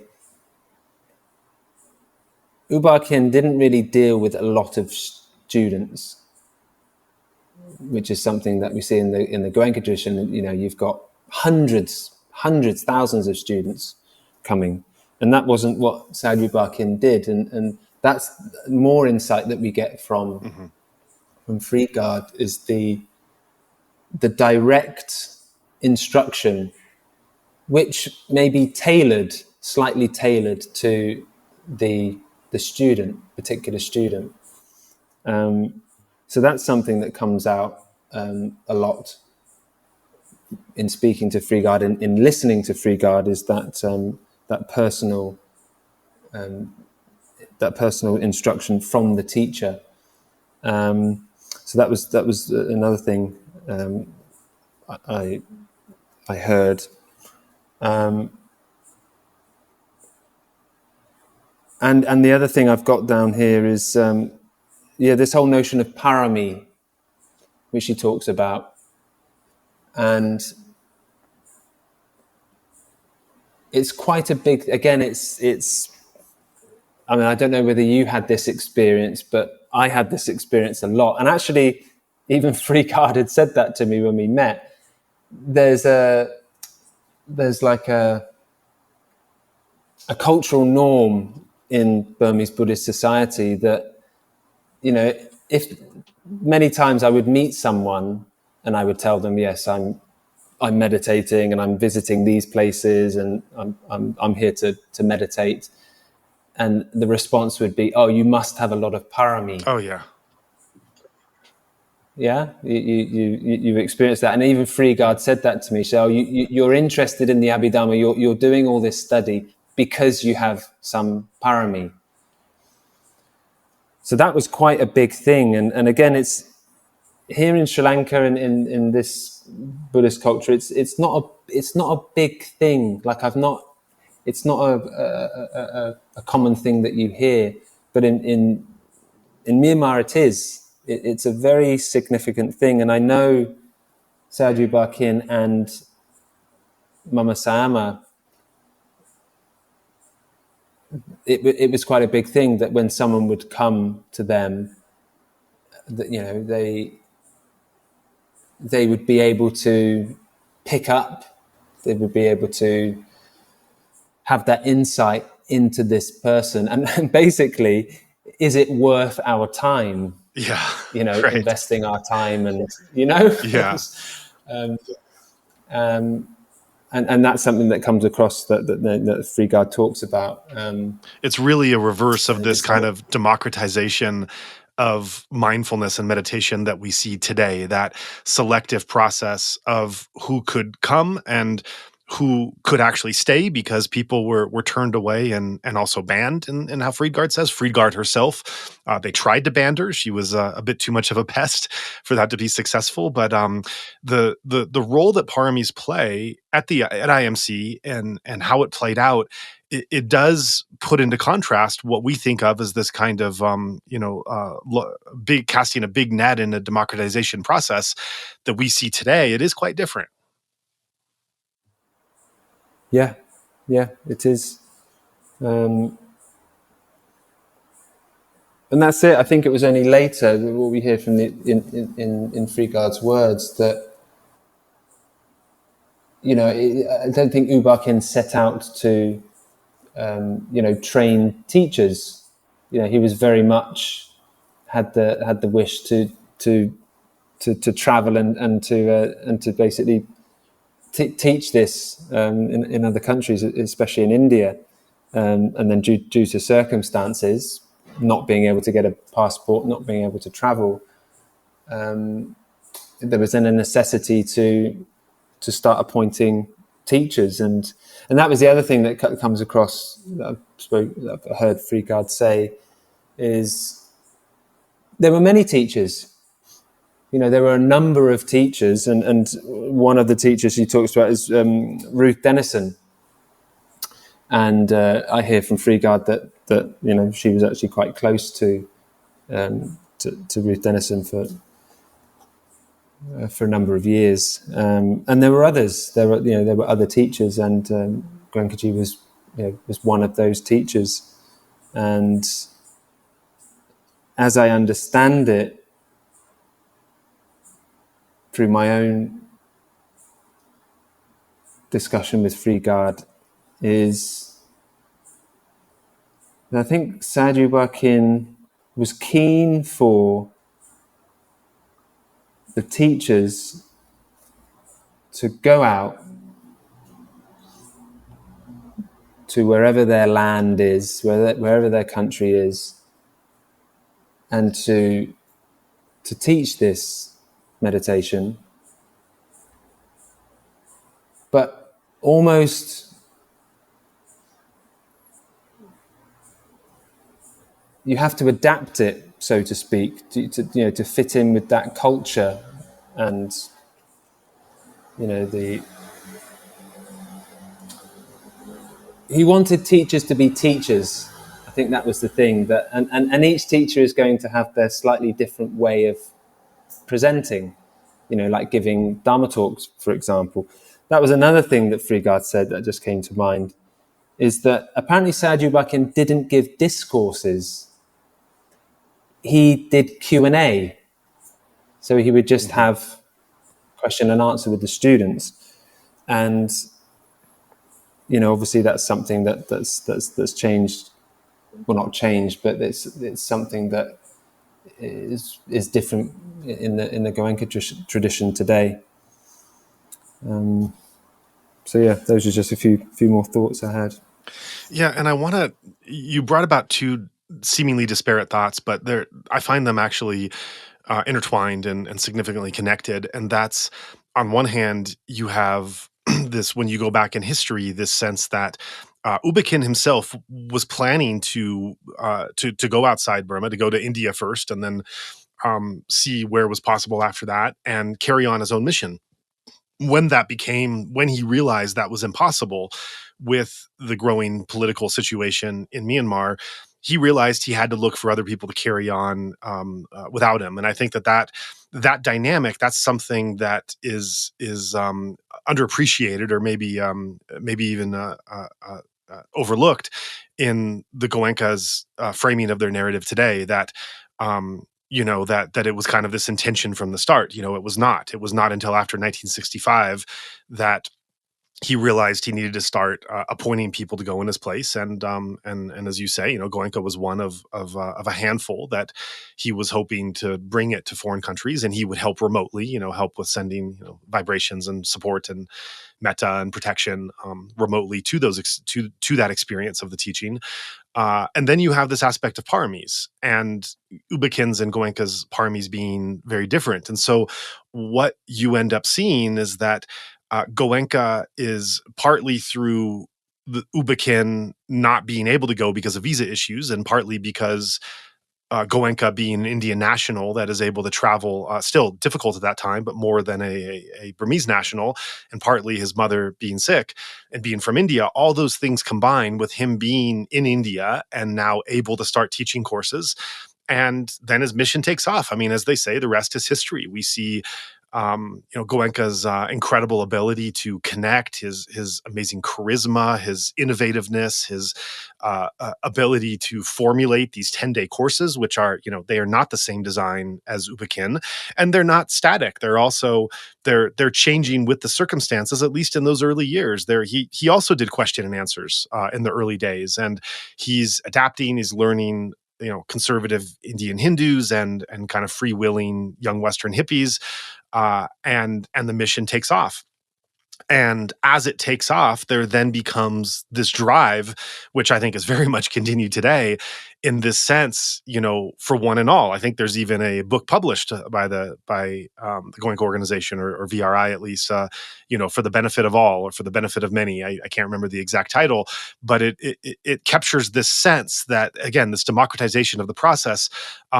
We should reach as many people as possible, cast as wide a net to be able to not limit this precious transformative opportunity that you and I know very well, and many listeners do as well. We need to be able to serve these people to a greatest extent as possible, and where U Ba Khin was very selective, not just in who was able to attend courses, but also, as Friedgard says, students were not to take more than one 10-day course a year. They were even dedicated students were limited to one 10-day course, aside from foreigners, where there was a bit of a difference given their difficulty in coming to the center. Right. But as the Goenka movement takes off, both Goenka himself as well as those that come to make up that movement, there is this sense that we should try to set up a system that is able to accommodate these numbers. We don't want to turn anyone away. We don't want to turn them away because we don't have teachers, we don't have facilities, we don't have Dhamma, we don't have where the courses are too small, and we have waiting lists that are, people are waiting 6 months for, or there's a region where there's a lot of people who want to attend and there's no center. To as greatest extent as possible, we should accommodate those. That's a noble ambition. That's a noble desire. It is not an aspiration of U Ba Khin.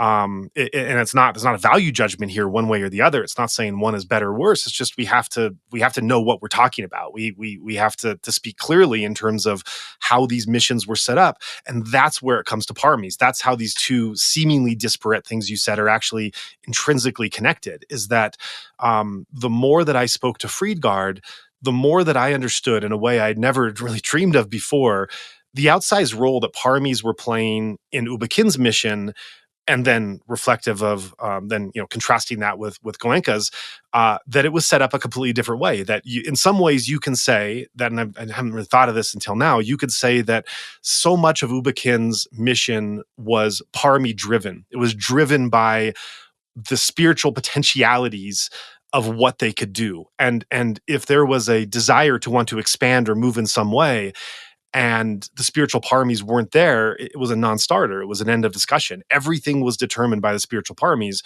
Whereas in Goenka's case, so much of the decision-making and the movement and the methodology, the mission itself is based on expansion and based on how can we reach more people? How can we not turn people away? How can we make this precious gift accessible in as many places as possible?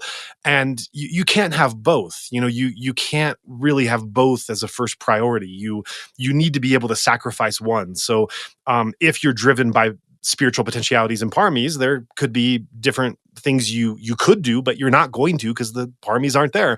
So also, if expansion and reach is your greatest priority, there could be cases where the spiritual potentialities and the paramis aren't there, but you're going to find a way to do it anyway. Through, and that's where Friedgard talks about. Through the mass appointing of assistant teachers and the shortened training that they go through, and the use of audio tapes and greater rigidity and other things. If you're going, and this is the discussion I have with her many times going forward, and on this episode as well, if you are interested in an expansionist mission, whether that's because you have the paramis to do it, as many have said Goenka did, or it's just because it's your own aspiration, it doesn't matter. If that's what you are choosing to do or you are destined to do, then you have to give up something. You can't have everything at once. And I think that's where we see the real differences in these individuals and their missions and their teachings and their structures as really parami driven, or maybe for lack of a better word, expansionist driven. And I think that comes really clear in how Friedgard starts to give us that history. Yeah, and maybe I can just add on something to that. I remember Friedgard telling me that when she left Burma, I think there was quite a long period of time where she not felt lost, but she didn't have that connection outside of Burma. And she tells me when she came in contact with them, when the centres started to come up, Goenka centres started to come up, and she sort of felt home again. Right. And so, yes, we can talk about it, and it's true that quite clearly what was going on at IMC at that time it seems to be a very unique period of time with, people with, as to use those words, and in the words of Sayagyi U Ba Khin and Friedgard, they had those paramis, so they were there at that time doing that thing. And what we see emerge and what's happened over the number of years now is, like you said, this expansion, this bums on seats, get it out there to as many people. It's about planting the seeds. So yeah, that is quite clear. That has to be accepted. It's a different, a whole different aim, so to speak. But one thing that does come across through this interview of Friedgard's and through my own contact with her is that, yes, she does talk about other teachers, but she doesn't say it in a way that puts down what Goenkaji has achieved and what he did. It's not to say, well, he was just one of many. She and he was one of a number of teachers. She always speaks about Goenkaji with a lot of respect. Yeah. And she was there at that time, and she knows that he was quite developed in his own practice. She does talk about that. So yes, that comes across quite clear. She's a very frank, she's a very direct person, and I think that's over a number of years in her life that's caused her a bit of trouble. Yeah, right. But she always spoke with that respect and adoration towards Goenkaji. I don't know whether we wanted to mention anything about Mama Sayama, because that's in the interview, and she does talk about that, how, U Ba Khin did seem to be very, not just with her, but the students, quite firm, quite direct, and quite strong. And I think that at times wasn't the best approach for Friedgard. What is she, in her own words, she talks, yes, that she was very stubborn. She was a very stubborn young girl. And she does talk about Mama Sayama. And you can't really talk about Sayagyi U Ba Khin at that time at IMC without talking about Mama Sayama. Yeah. And her pivotal role in that whole period of time and the movement. And she talks about how Mama Sayama couldn't speak any English, but was able to have a softer approach with her, and was able to communicate instructions through another lady about working in a softer way, especially when you're dealing with difficulties. There's a softer approach. So I think that's an important point to get in there. Is you have this figure like Sayagyi U Ba Khin, who was, we could say that, the principal teacher, the main teacher, but yet you had not just one lady, but a couple of ladies as his right and left hand, who were also instrumental in that, and were also able to help students who were there with this softer approach. It's interesting contrasting that with gender and seeing where different genders are having different roles to be able to put out teachings. What I also notice about that, which came to, in addition to the gender, which came to be very interesting to me in thinking about where, how the U Ba Khin mission was proceeding, was regardless of gender, the different roles, that you didn't have one teacher authority who was invested in, every aspect of administering to students.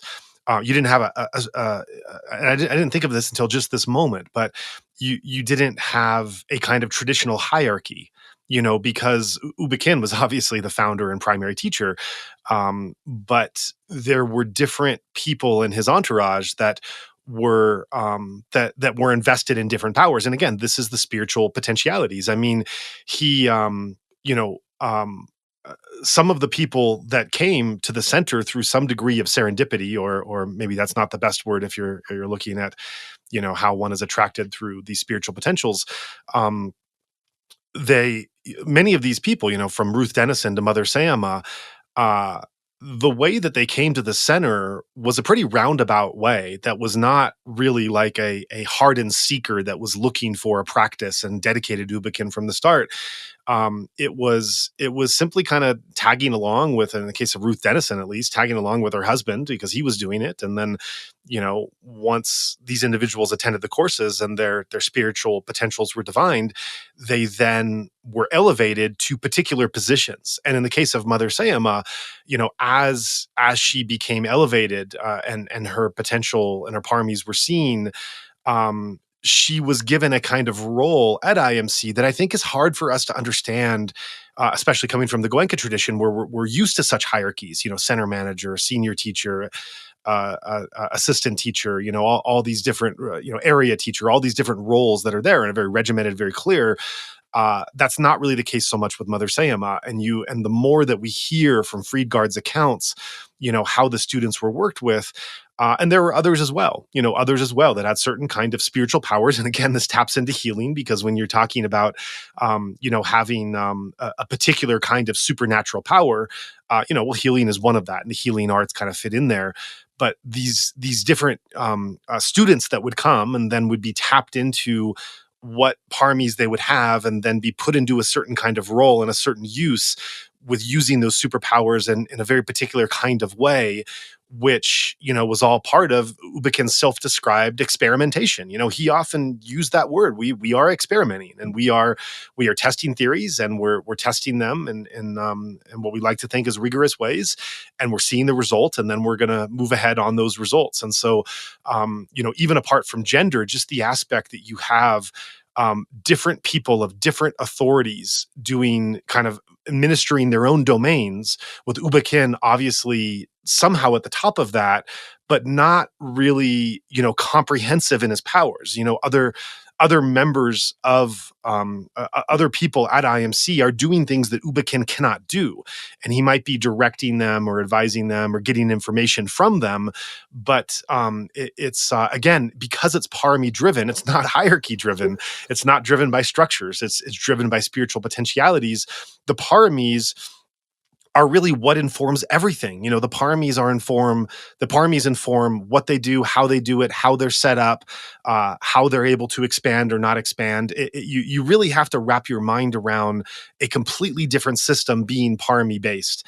And that even extends to, who the teacher is or what you think of as a teacher. I think I mentioned that earlier. It's just spending time in these different Buddhist cultures and different Buddhist countries, it just seems to be quite a, it's there in the Mahayana tradition. In the Mahayana tradition, the idea of parami is actually central to their whole, the parami, developing these paramis over lifetimes and eventually becoming a Buddha. That's basically, it underpins their whole approach.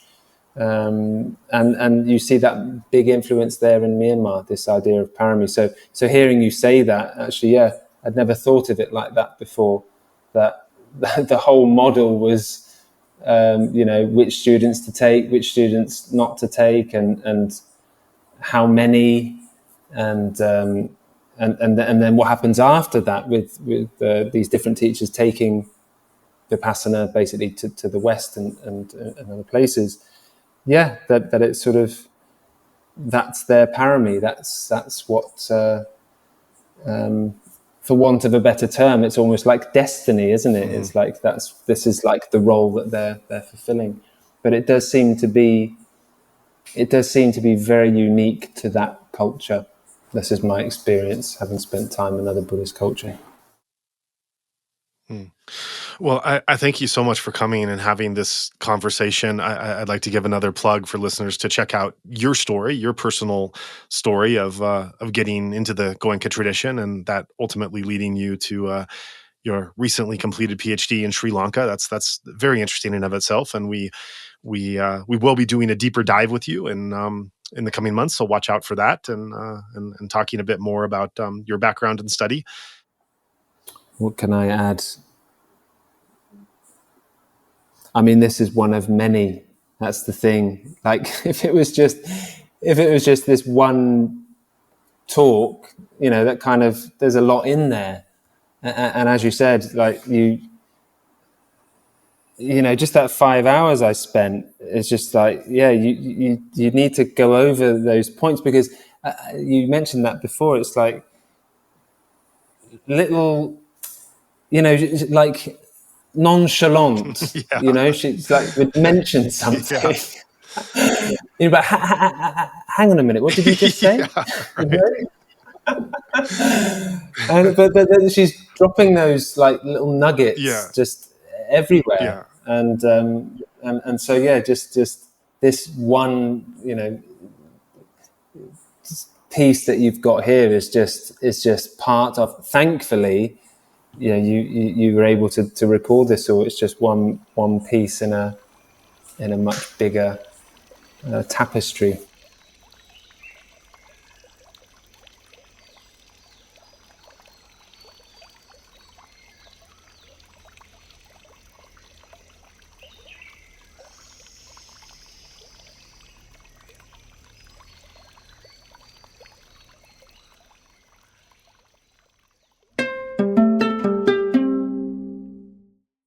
And so we are back with Billy Ford after having heard that fourth installment, and we're going to be talking about his specific reflections on this episode in particular. So, Billy, what stands out for you as you listen to this episode again, as I understand, and took some notes? I mean, the first thing once again is just the storytelling ability and the the vivid nature of the way she describes things. I mean, the bright orange flowers near Tazi, and she remembers the curry, the type of curry that they served the monks in Mandalay. I mean, it's just she anchors the listener to place and time in such an unbelievable way. And I hope I don't know. I just it feels so compelling and so credible to me that the way in which the details are situated and in this time and place. So that's just like so just incredible to me. The other thing I'm curious, like this point about the untranslated diary of Sayagyi U Ba Khin. What an unbelievable piece of intrigue for like someone like me who's like just sitting, in the totally outside of the Goenka sort of tradition and so on. Anyways, that's just like a side point, but wow, what a piece of intrigue. I guess the Friedgard as a character, as an individual, her like stubborn kind of nature, she's such like she's a stubborn seeker, but she's also someone who's just like so incredibly open to new experiences and craving novelty, and also just this sort of zealous and literal practitioner who approached the world with this humility and inquisitiveness, and she's just there to just soak up the knowledge of her teacher, and with complete literal interpretation in many cases. It's just it's she's such an interesting individual and such an interesting character. So her that dimension of it is just like comes through so clearly. But I mean, as someone who's focused obviously on like the post conflict or the post coup conflict dimensions and these sorts of things, I think a lot of the places that she brought up just triggered images in my head and reminded me of the nationwide scope of the conflict that's ongoing now. I mean, almost every place she mentioned has been the site of some incident in the post coup setting. I mean, Mochi, which I think she raised early, the site of the tungsten mines, there was, horrendous, probably a war crime by the Myanmar military in August, where dozens of people were killed in an airstrike.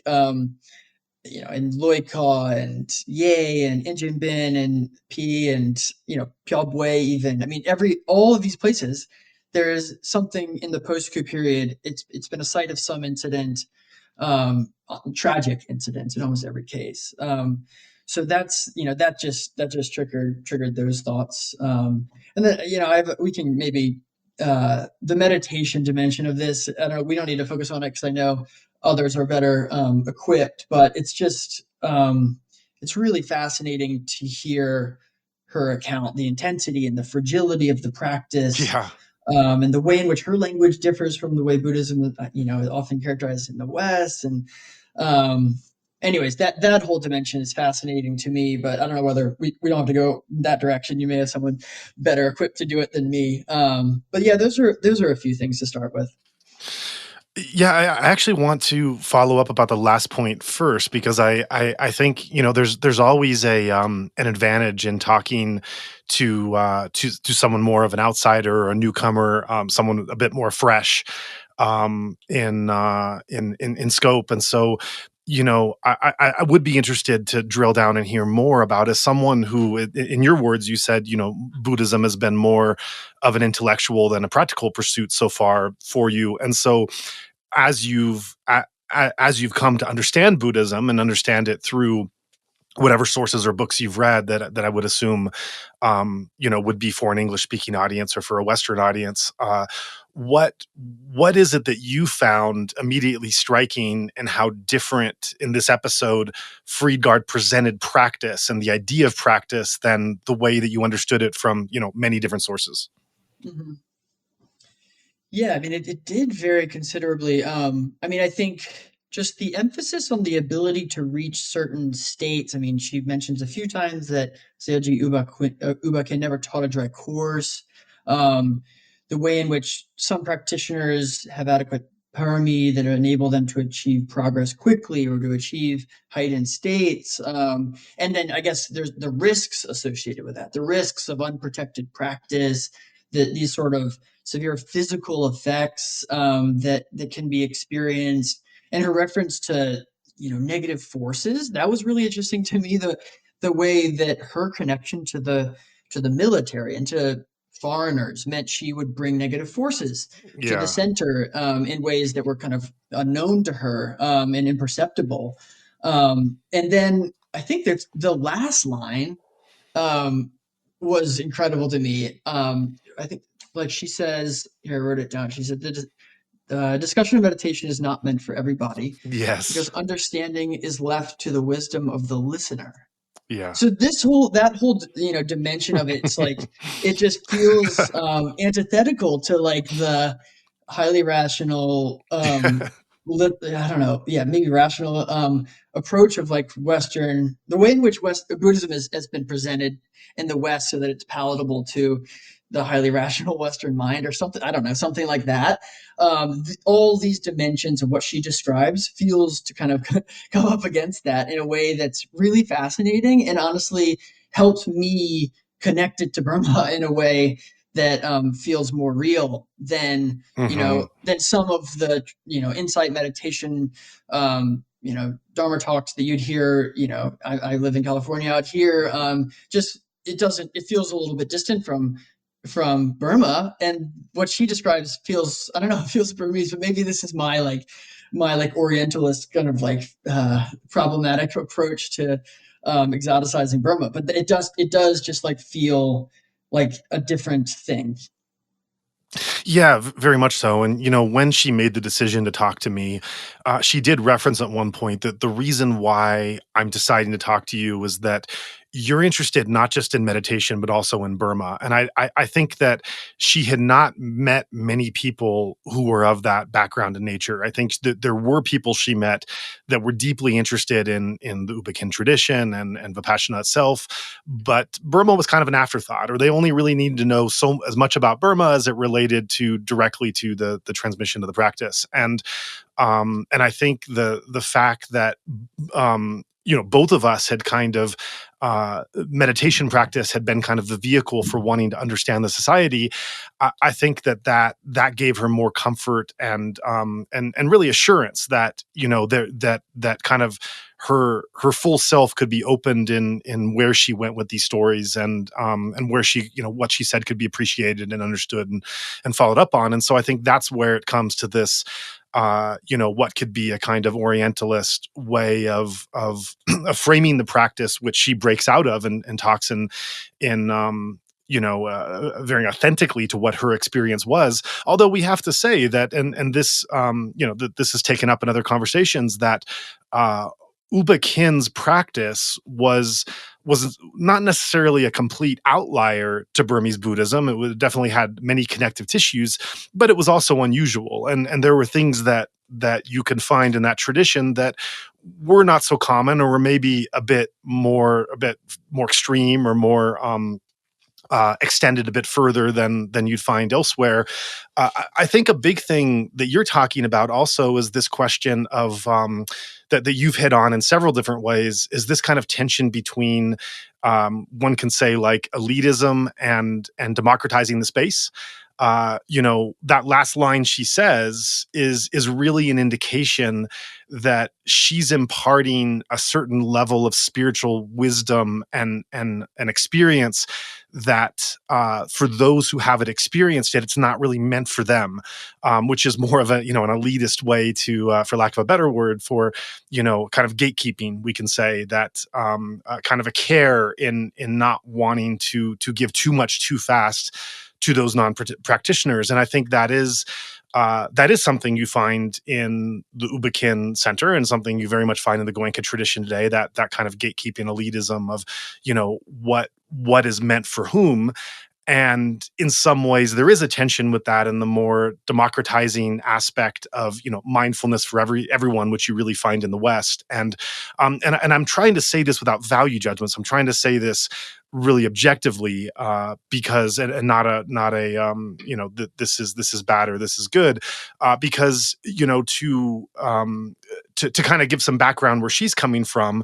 There's a real fear that there really are dangerous forces in the world, and there really is a need for protection, and there really are fragile states, and that someone who is working towards this liberation really does need to be protected, or it could be very dangerous to them. So she's saying this not theoretically, but she's saying this in a very real way of not wanting to bring harm or damage to someone, which may come across as gatekeeping, but and sometimes it crosses over into that when it doesn't need to. But at other times, it's she has a line much later in another episode where she references U Ba Khin talking about other planes and other beings and stories of kind of supernatural tales of the Buddha and all these things. And she kind of smiles and says, "Oh, that's nice you believe that," or "That's kind of a cute thing." And U Ba Khin kind of looks at her shock, and no, this is all real. This is all real things to experience. That just because you have an experience doesn't mean these things aren't real. I've experienced all of them. I'm paraphrasing, but I think she became a believer, and whether that was a believer through trust in her teacher, or whether to what degree she actually experienced those things herself. But I think that is background where, when she is being careful with words and describing different states and aware of her audience, that there is that tension between wanting to preserve knowledge in the world and wanting to be careful that knowledge doesn't come out the wrong way or reach the wrong people at the wrong time and cause harm. And that in and of itself was the very tension in deciding whether to speak or not. I mean, that was kind of the crux of her decision. Mm-hmm. Well, yeah, and that came up in the latter part of this interview, where she describes the three domains of existence and then goes into this discussion of Sankara. And one of the lines that I wrote down was, Sankara doesn't distinguish monk from soldier, it sees mental attitudes. So this had me sort of asking, about worldly harm, and what is the relationship? Obviously, there is a relationship between mental attitudes, behavior, and impact in the world.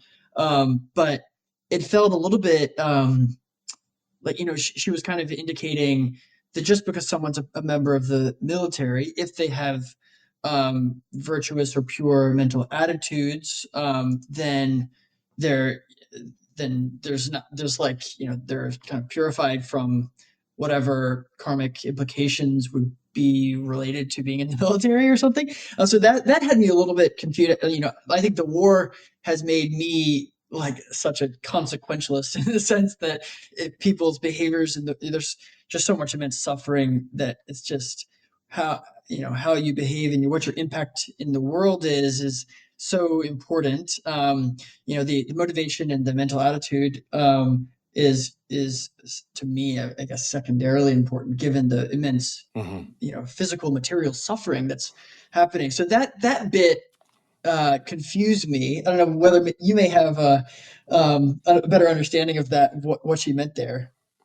Well, that kind of comes back to Friedgard herself, in the sense that she can have these throwaway lines that are so confounding and dynamic and fascinating that one part of you, and I was the host for all these hours, and so I know this dynamic very well.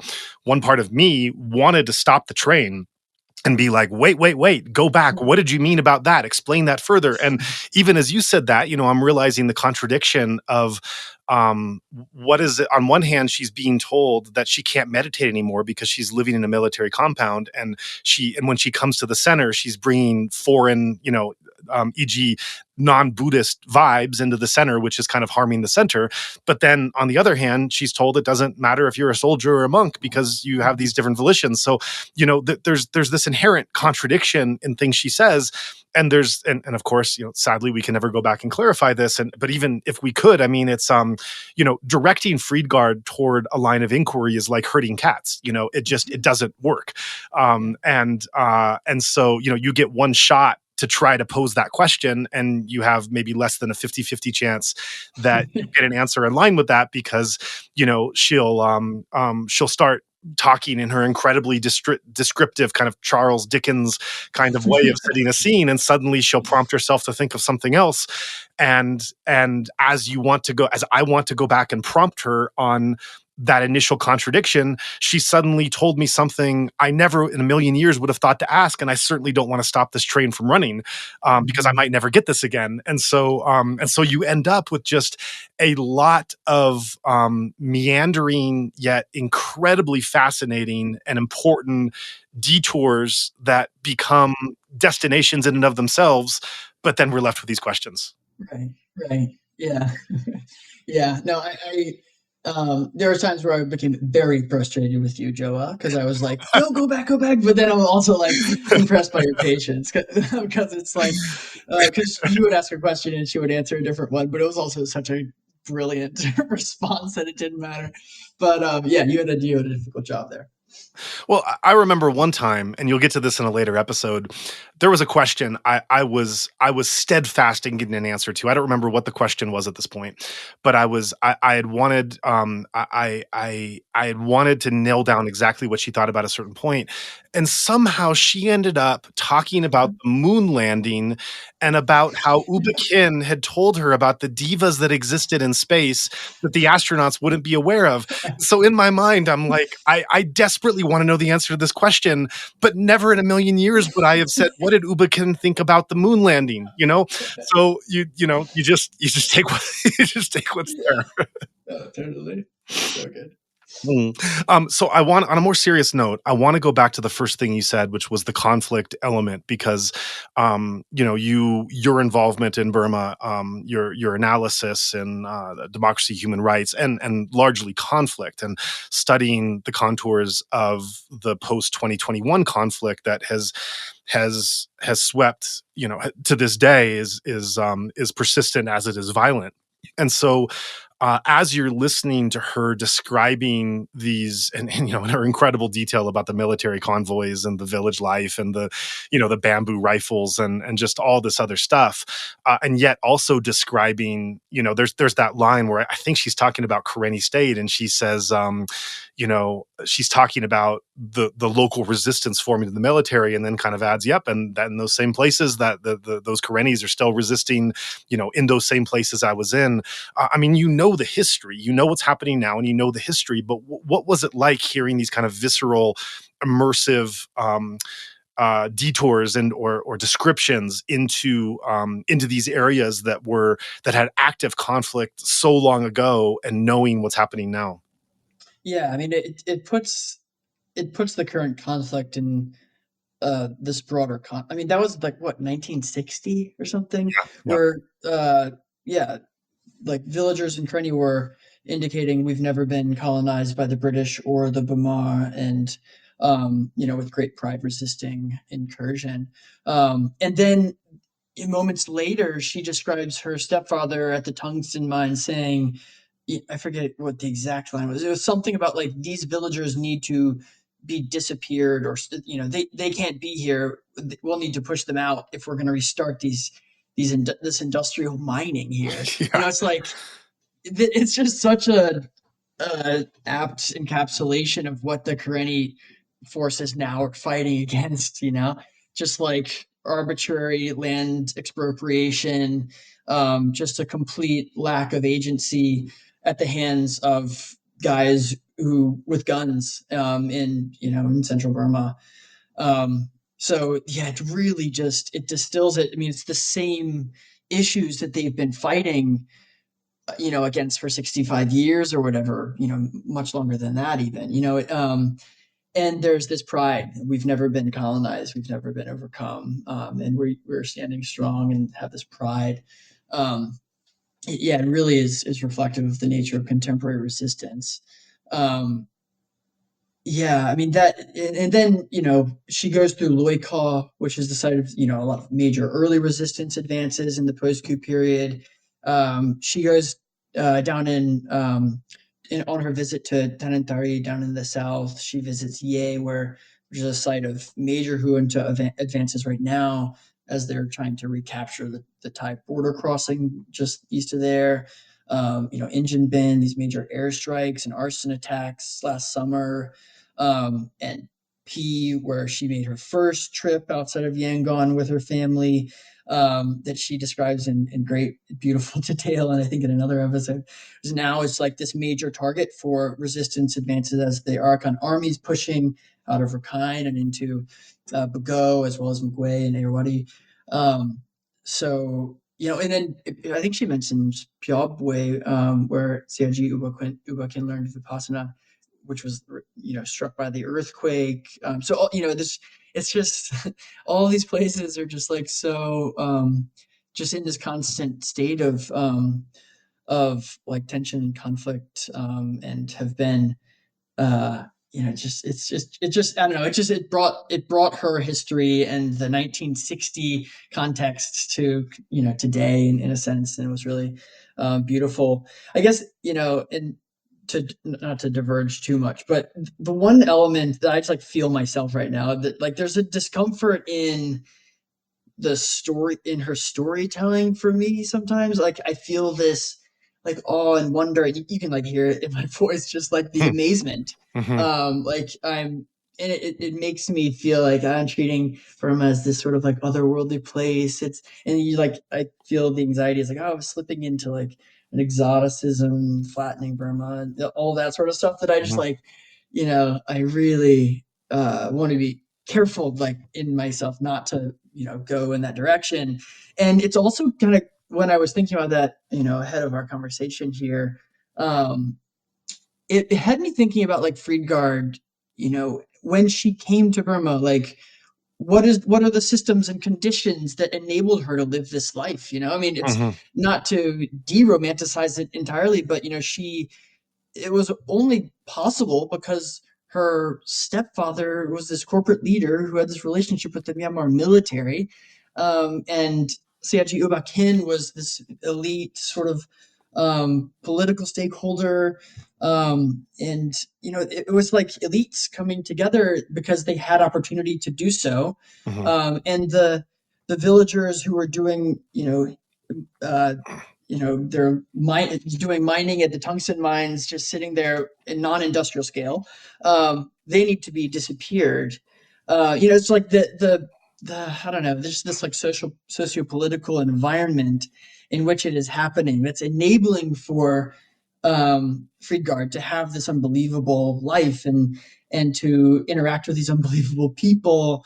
There's a certain dimension of that that's not pretty, and it's it's a product of a system of exclusion and oppression in a lot of ways. And so that's kind of like the counterpoint to the wonder and awe that I experience when she's describing these beautiful scenes. I think she is different in the sense that, like as you've described, that she was genuinely there, for the betterment of the Myanmar people, that she, put herself out there. There was that vignette of her visiting her friend and the rat taking the orange peel, where they were sleeping like four deep in like an attic or something. It's just, she put herself out there in a way that maybe her other family members didn't. But there is a social condition that enables for her to have lived this magical life, and given her the opportunity to encounter Sayagyi U Ba Khin and to be just live this exceptional moment. And I think this moment where her stepfather is like, oh, those villagers need to disappear so that we can restart this industrial tungsten mining. It's like, oh Lord, That's right. That's also the social setting that we're operating within. I think that's really important to say, and I think it's and you've differentiated between the conditions that made this possible and then what she did with that possibility. I think that's a very important point to make there, because I think that if as we look at those conditions, that certainly everything that you said is true, and that there is this, as I've kind of done my own personal inquiry into some of the conditions that unlocked the Vipassanā practice from Burma to spread around the world and eventually reach me and the people I care about, and have this incredibly remarkable, positive, transformative aspect on our life that is shaped the way that I live and my own happiness and peace and such. Just to give one example, as I was going into looking at U Ba Khin's mission, apart from Friedgard, he was a minister in Unu's cabinet, and then later in Ne Win, and he famously, before he had IMC, he started teaching meditation in the Accountant's General Office. Well, how did that happen? That happened because Unu sent a circular that was, Unu was a very proud Buddhist and really saw Vipassana and Buddhism in general as kind of like defining the independent state post-colonialism. Well, Unu declaring Buddhism a state religion was what started the Kachin rebellion and the Kachin to want to resist because they're Christian and they were not so happy with the state religion. But it was that declaration of a state religion and using state resources to support the Mahasi Center, the Mahasi Sasanayeta, and support the Mahasi practice, as well as encouraging Buddhist sermons and shrines and meditation practice in the government offices themselves. I mean, it was as we look in our own countries, and this doctrine of like the separation of church and state being so important, and having things non-secular, and for very good reasons, so that marginalized groups are not discriminated against.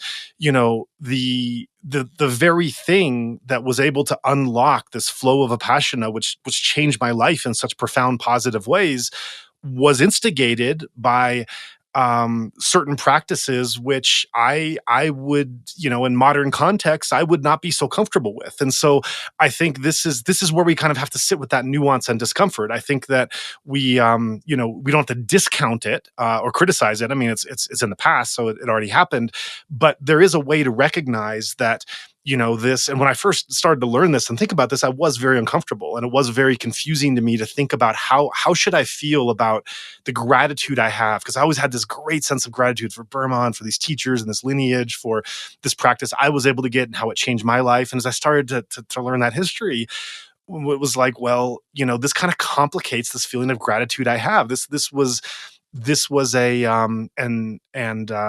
these were elitists that were in control of a state government that did things that harmed minority populations, and so as U Ba Khin started to give Buddhist sermons and teach meditation in his office, well, what about those workers in the office who were from different religions or backgrounds or didn't want to learn that? Were they to what degree were they still accommodated and treated fairly? Maybe U Ba Khin treated them just like any others. I'm not suggesting he didn't. I'm saying I don't know. They're open questions and they're uncomfortable in some ways.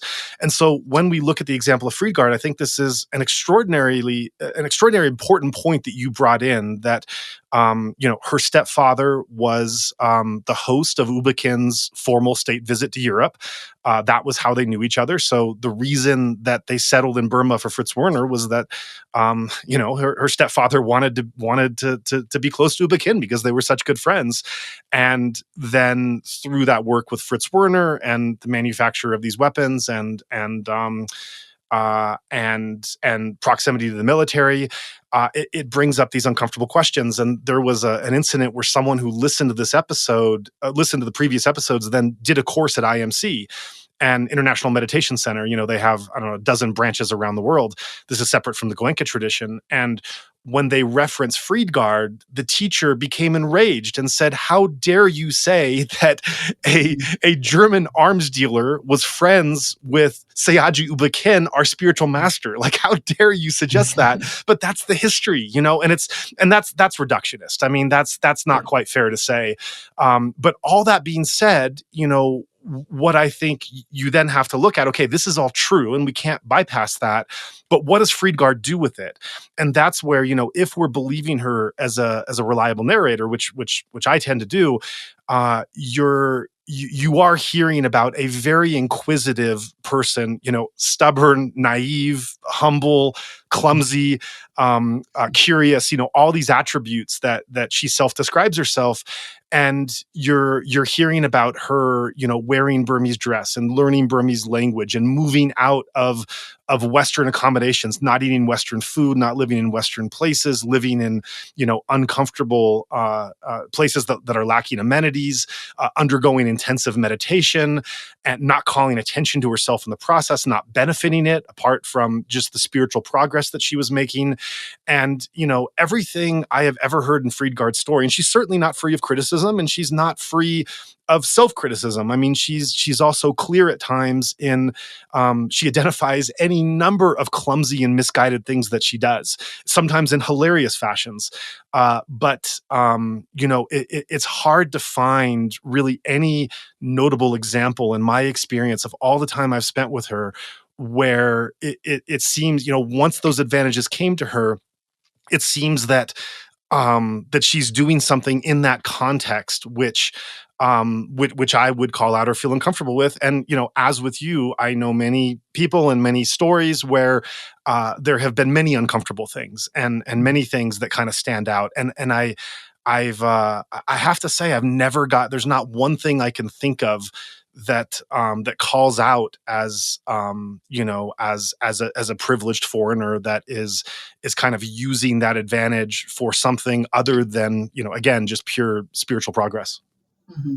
Yeah, and I think the other dimension of that is the way in which the system that produced, the system that was in place in the 1960s is what it's a system that perpetuated violence for 75 years now, and a system that was highly exclusionary towards ethnic and religious minorities, and frankly, a system that threatens Burmese Buddhism now in a lot of really fundamental ways, and this is kind of why I don't know, maybe you have reflections on why Friedgard was so supportive of this movement, but I wondered the degree to which it was about upending this system because it threatened Buddhism and because of obviously the justice dimensions of this. But there's these kind of tired narratives about like why Myanmar has been fighting, and it's too diverse, or the interpersonal trust is so weak, or it's just like irreconcilably fractious because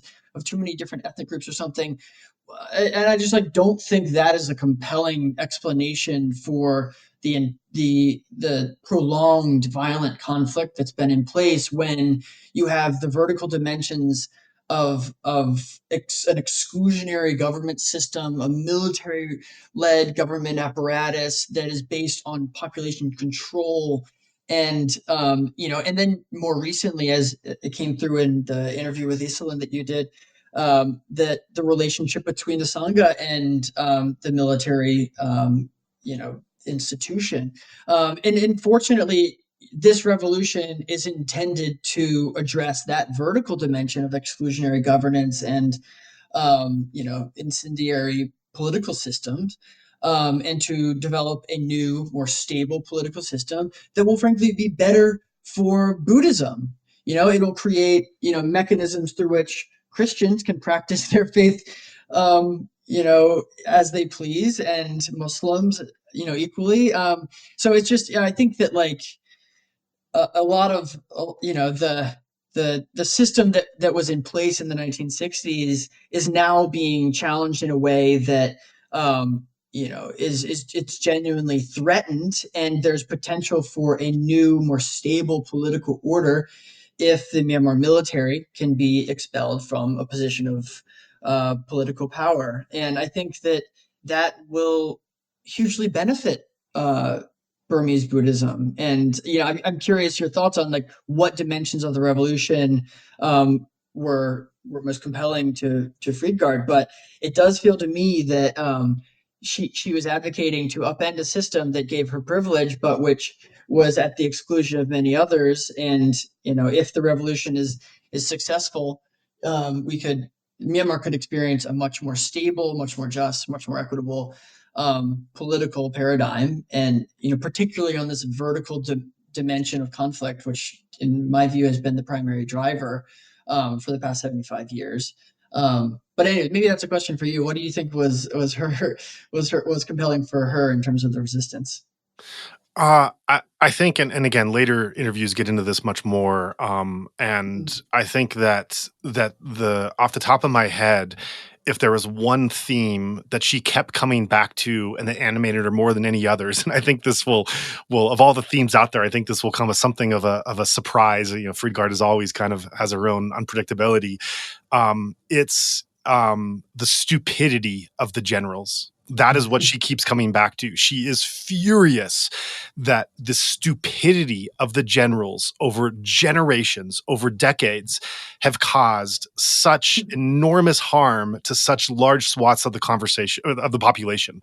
And that, when she would return to it, she would cite example after example of something that happened, 10 years ago, 40 years ago, whatever it was, and mention how this action, which was so stupid and didn't benefit anything and were just uneducated brutes, selfish, greedy brutes that just did not understand anything, and they did this and they got away with it, and then all the population, suffered in this way. It was, and I think attached to that stupidity was a sense that like they was an entitlement that all of Myanmar was kind of the elite of the military's own personal bank to do with what they wanted. That anything from knowledge to natural resources to spirituality and religion to people's lives and livelihoods, to what you did in different parts of the country, that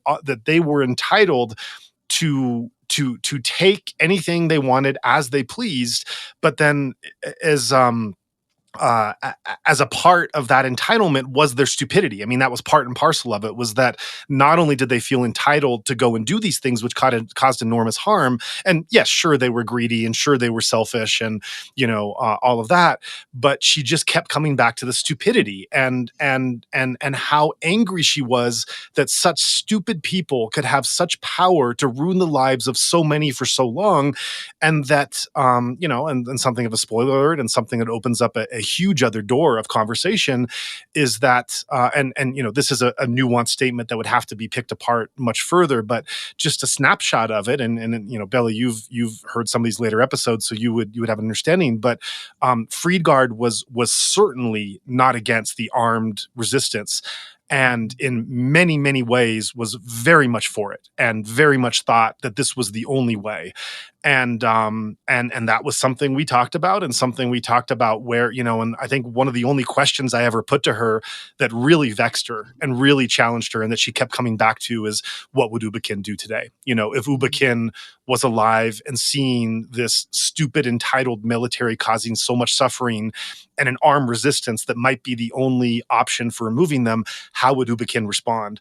I won't answer that, partly to set anticipation, but more so because it is a question she really struggled with, and it's not a clear answer.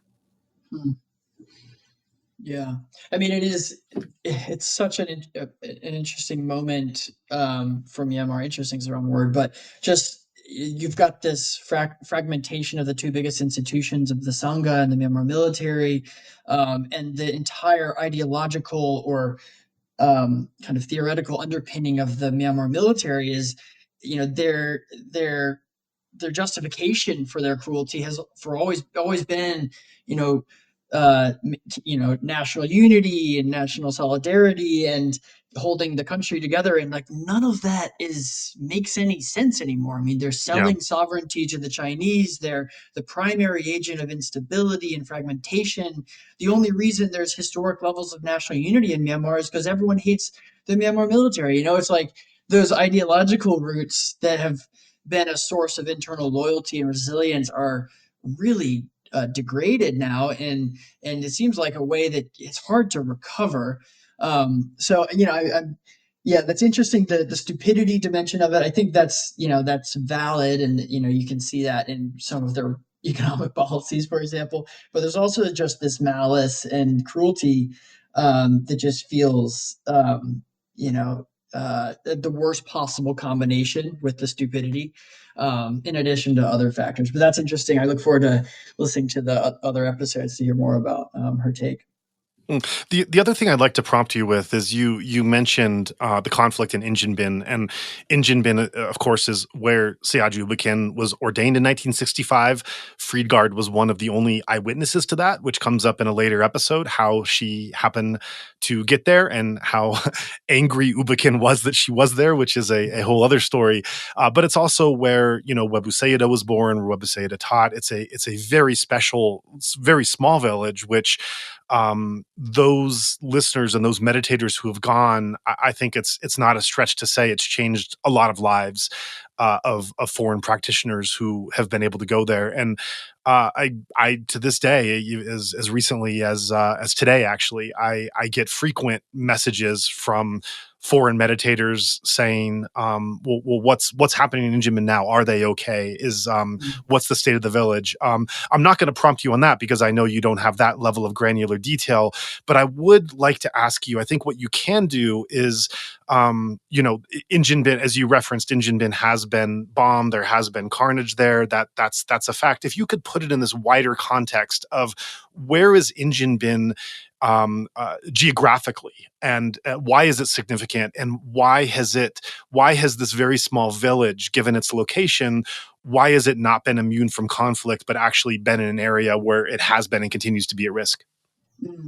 Yeah, I mean, I think this is, from a conflict analysis standpoint, one of the main reasons why the Myanmar military has been incapable of consolidating power in the post-coup period, unlike in previous revolutionary moments. It's because of the atrocities that they've committed in Injin Bin and in that region of the country, which has historically been, as you said, the site of some of these incredible masters. Also Mahazi and Ledi and the Sagaing Hills, and that whole region is just peppered with historic locations that are critical to the history of Vipassanā and Burmese meditation and Burmese Buddhism. But it's also been the site of their primary location, or that region of Sagaing Magwe, Mandalay, the kind of dry zone of central Burma. Has been the primary recruitment hub for the Myanmar military historically. And soon after the coup, the Myanmar public rose up en masse, including in this region. And the Myanmar military's response was incredibly violent. Strong evidence that people were being instructed to use snipers to shoot people in the head, protesters in the head, and just use immense violence. And this whole region of Sagaing became the most conflict-affected region of the entire country.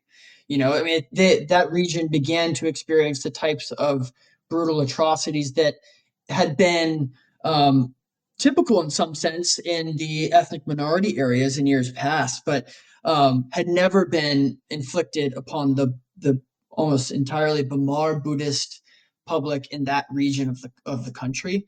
And that sparked an enormous reaction, including the rise of the People's Defense Forces in Sagaing, which quickly became quite powerful force, and they essentially expelled the Myanmar military from all the rural region of central Burma, and many of whom are held inside of their barracks and incapable of moving freely through that region anymore because of the strength of the People's Defense Forces and their allies. But it also had this really virtuous, the horror had this virtuous consequence of helping to build empathy between the Bamar Buddhist public and ethnic and religious minority populations. I think this has only been studied anecdotally, and but I think the evidence is quite strong that the brutal experiences helped build greater understanding between those populations. That the Burma public, had some skepticism about the accounts of brutality against ethnic and religious minorities. In years past, particularly under the Aung San Suu Kyi-led National League for Democracy administration in 2015 to 2020. And I think this opened their eyes to the brutality of the Myanmar military to a certain degree and helped build inter-ethnic solidarity that had been strained in the past. And you saw people, celebrating the victories of the Kachin Independence Army, something that would have been unthinkable in years past. But I think in some sense the Myanmar military's brutality and atrocities in central Burma backfired. I mean, they continue to commit horrendous atrocities. Their use of arson attacks, essentially raiding villages, burning them to the ground, and then retreating to their barracks, has led to, I think it's in the order of 100,000 homes have been burned to the ground. It's the region with the largest amount of displacement.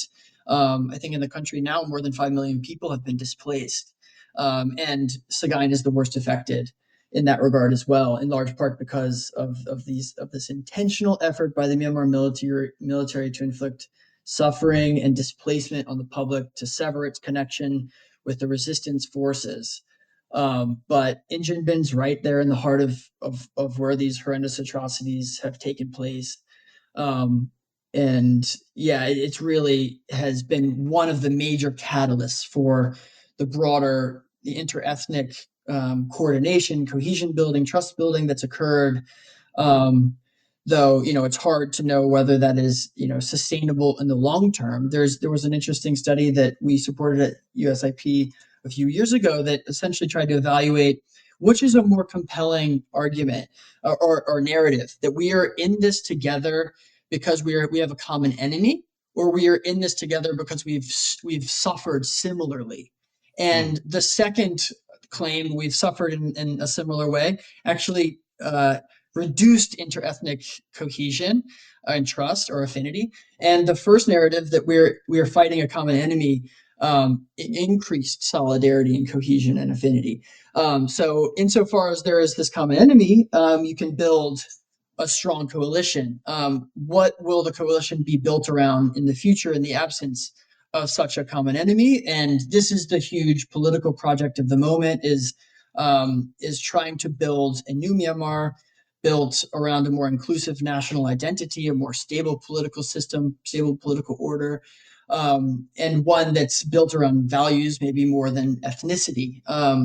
But that's the huge challenge for the resistance movement, is to come together and find what that political order will look like.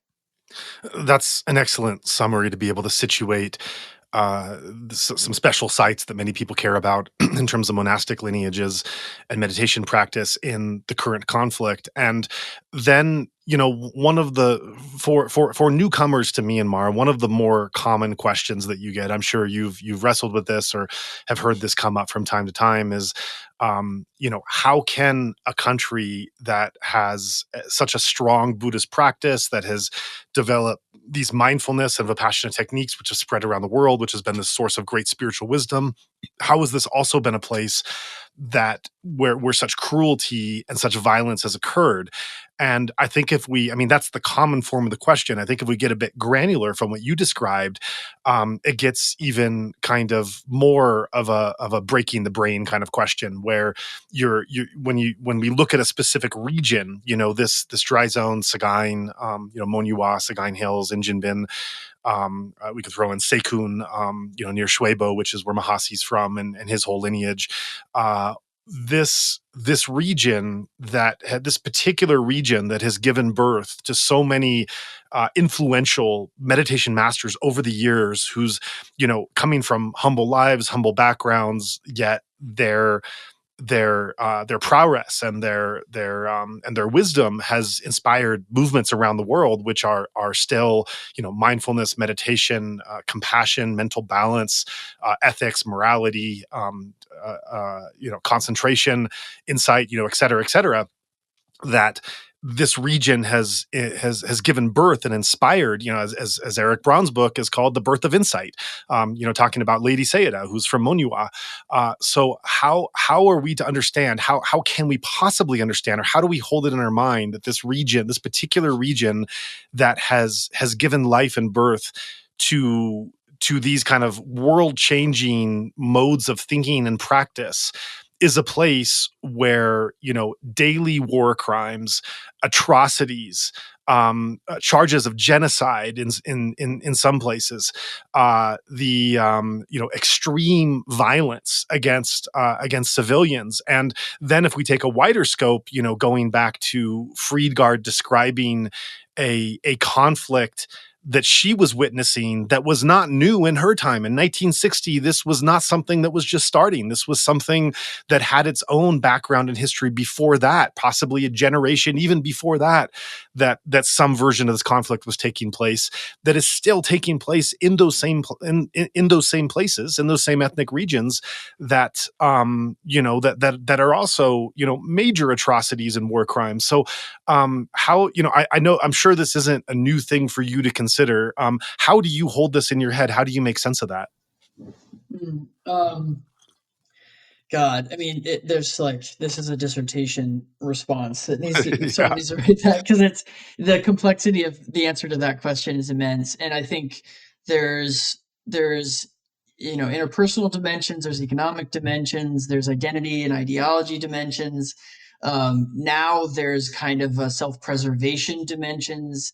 I had done some work in the past on this issue of defection and desertion from the Myanmar military. And it's just very hard to work on that issue anymore, given the sense that the Myanmar military is so isolated from the people and so reviled that there's very little trust that anyone who defects at this point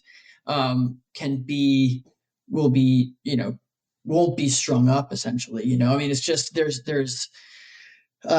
this sense that the military has gone very far in terms of its brutality and atrocities, that there's no going back, and that the fight now is for individual self-preservation, and for the leadership of the Myanmar military, but also for the rank and file who are more like, they face brutality at the hands of the Myanmar military as well, and their families are essentially held captive in barracks while they're sent to the front lines. Their salaries are paid to their families, and they're left isolated on the front lines with very little capacity to desert safely. So it's just there's just such a complex array of factors that are motivating the individual level behaviors and institutional behaviors. I think where once these ideological arguments that the Myanmar military is needed to hold the country together, to protect it from sovereignty incursions by foreign powers or something, that those may have held some weight in the Defense Services Academy in Maemyo, or with the frontline forces. But it seems to stretch belief that those could still work, given the way in which the Myanmar military has destroyed this country. So and of course there's a really powerful propaganda, internal propaganda and information control within the Myanmar military. But it's hard for me to believe that that's the dominant factor driving people to commit atrocities on the front line. It feels more about individual self-preservation and survival. I mean, the other dimension of this is that the Myanmar's economy has absolutely tanked. The Chad has lost 80% of its value since the coup. There's just nothing to defect to if it's really bleak conditions outside of the Myanmar military. It's not as if you go to safety and economic opportunity. It's just and the alternative, if you defy internal orders, the consequences are also quite dangerous. So there's few options, and I think it is primarily just this institutional and individual self-preservation. But I think the longer term, for the past 75 years, there's a more complicated history in terms of the internal ideological dimensions of it, the economic patronage systems that were created to incentivize loyalty to the center, and various mechanisms of internal control within the Myanmar military, as well as the broader population control mechanisms that were deployed through this dispersed light infantry force with 2,600 posts across the country. It's just it's an institution well designed for control, not really an institution well designed for winning wars. Which they haven't really done, except for through coercive means and offering economic concessions to armed groups. I think you're seeing now, maybe for the first time since the coup, some adaptability from a military standpoint, but virtually no adaptability from a political standpoint.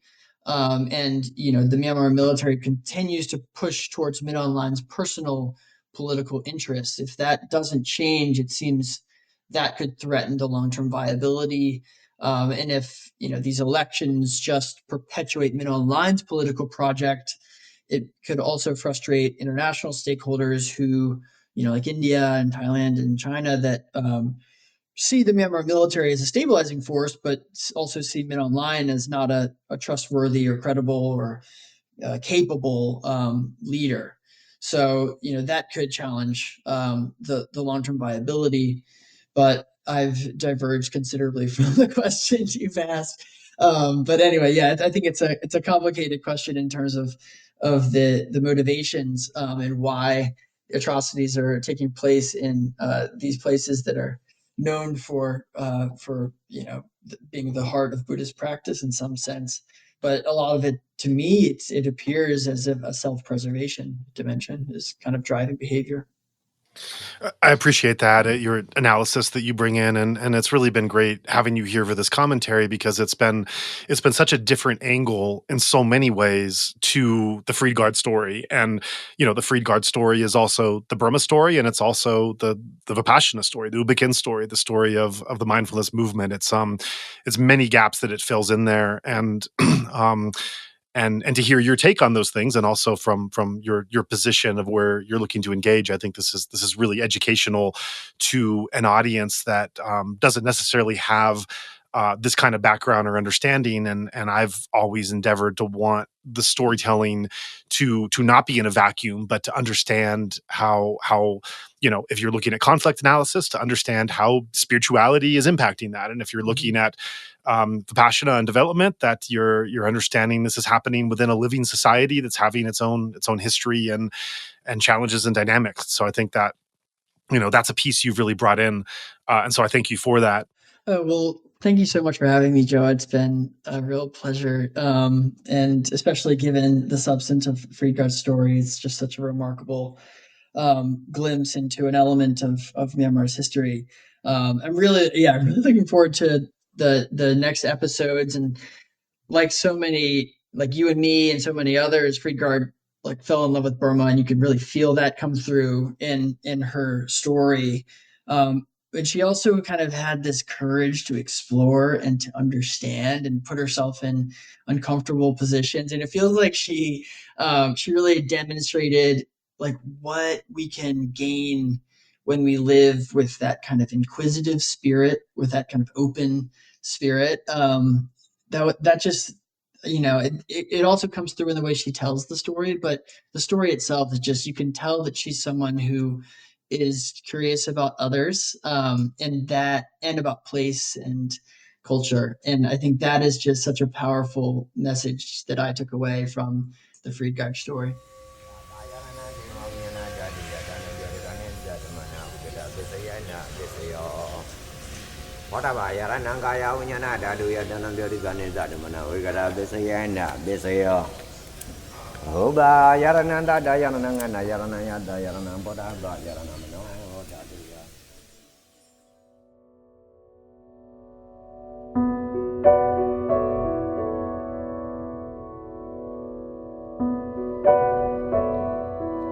Thank you for joining us for this meaningful conversation. At Insight Myanmar podcast, we aim to create a space that embodies the quality of generosity, or Dhamma, as it is known in Pali, the language of the Buddha. Dhamma refers to the practice of giving freely with a heart of compassion. On our side, we offer these podcast conversations without any barrier or paywall, modeling our work on the Buddhist principle that compassionate giving benefits both the giver and the one who receives the gift. But while these conversations are, and will continue to be, offered freely, there are nonetheless costs associated with the production. So if you found these conversations of value, we invite you to consider supporting our work. Visit insightmyanmar.org/donation to learn more about how you can contribute today. Thank you for your generosity, your volition, and your attention.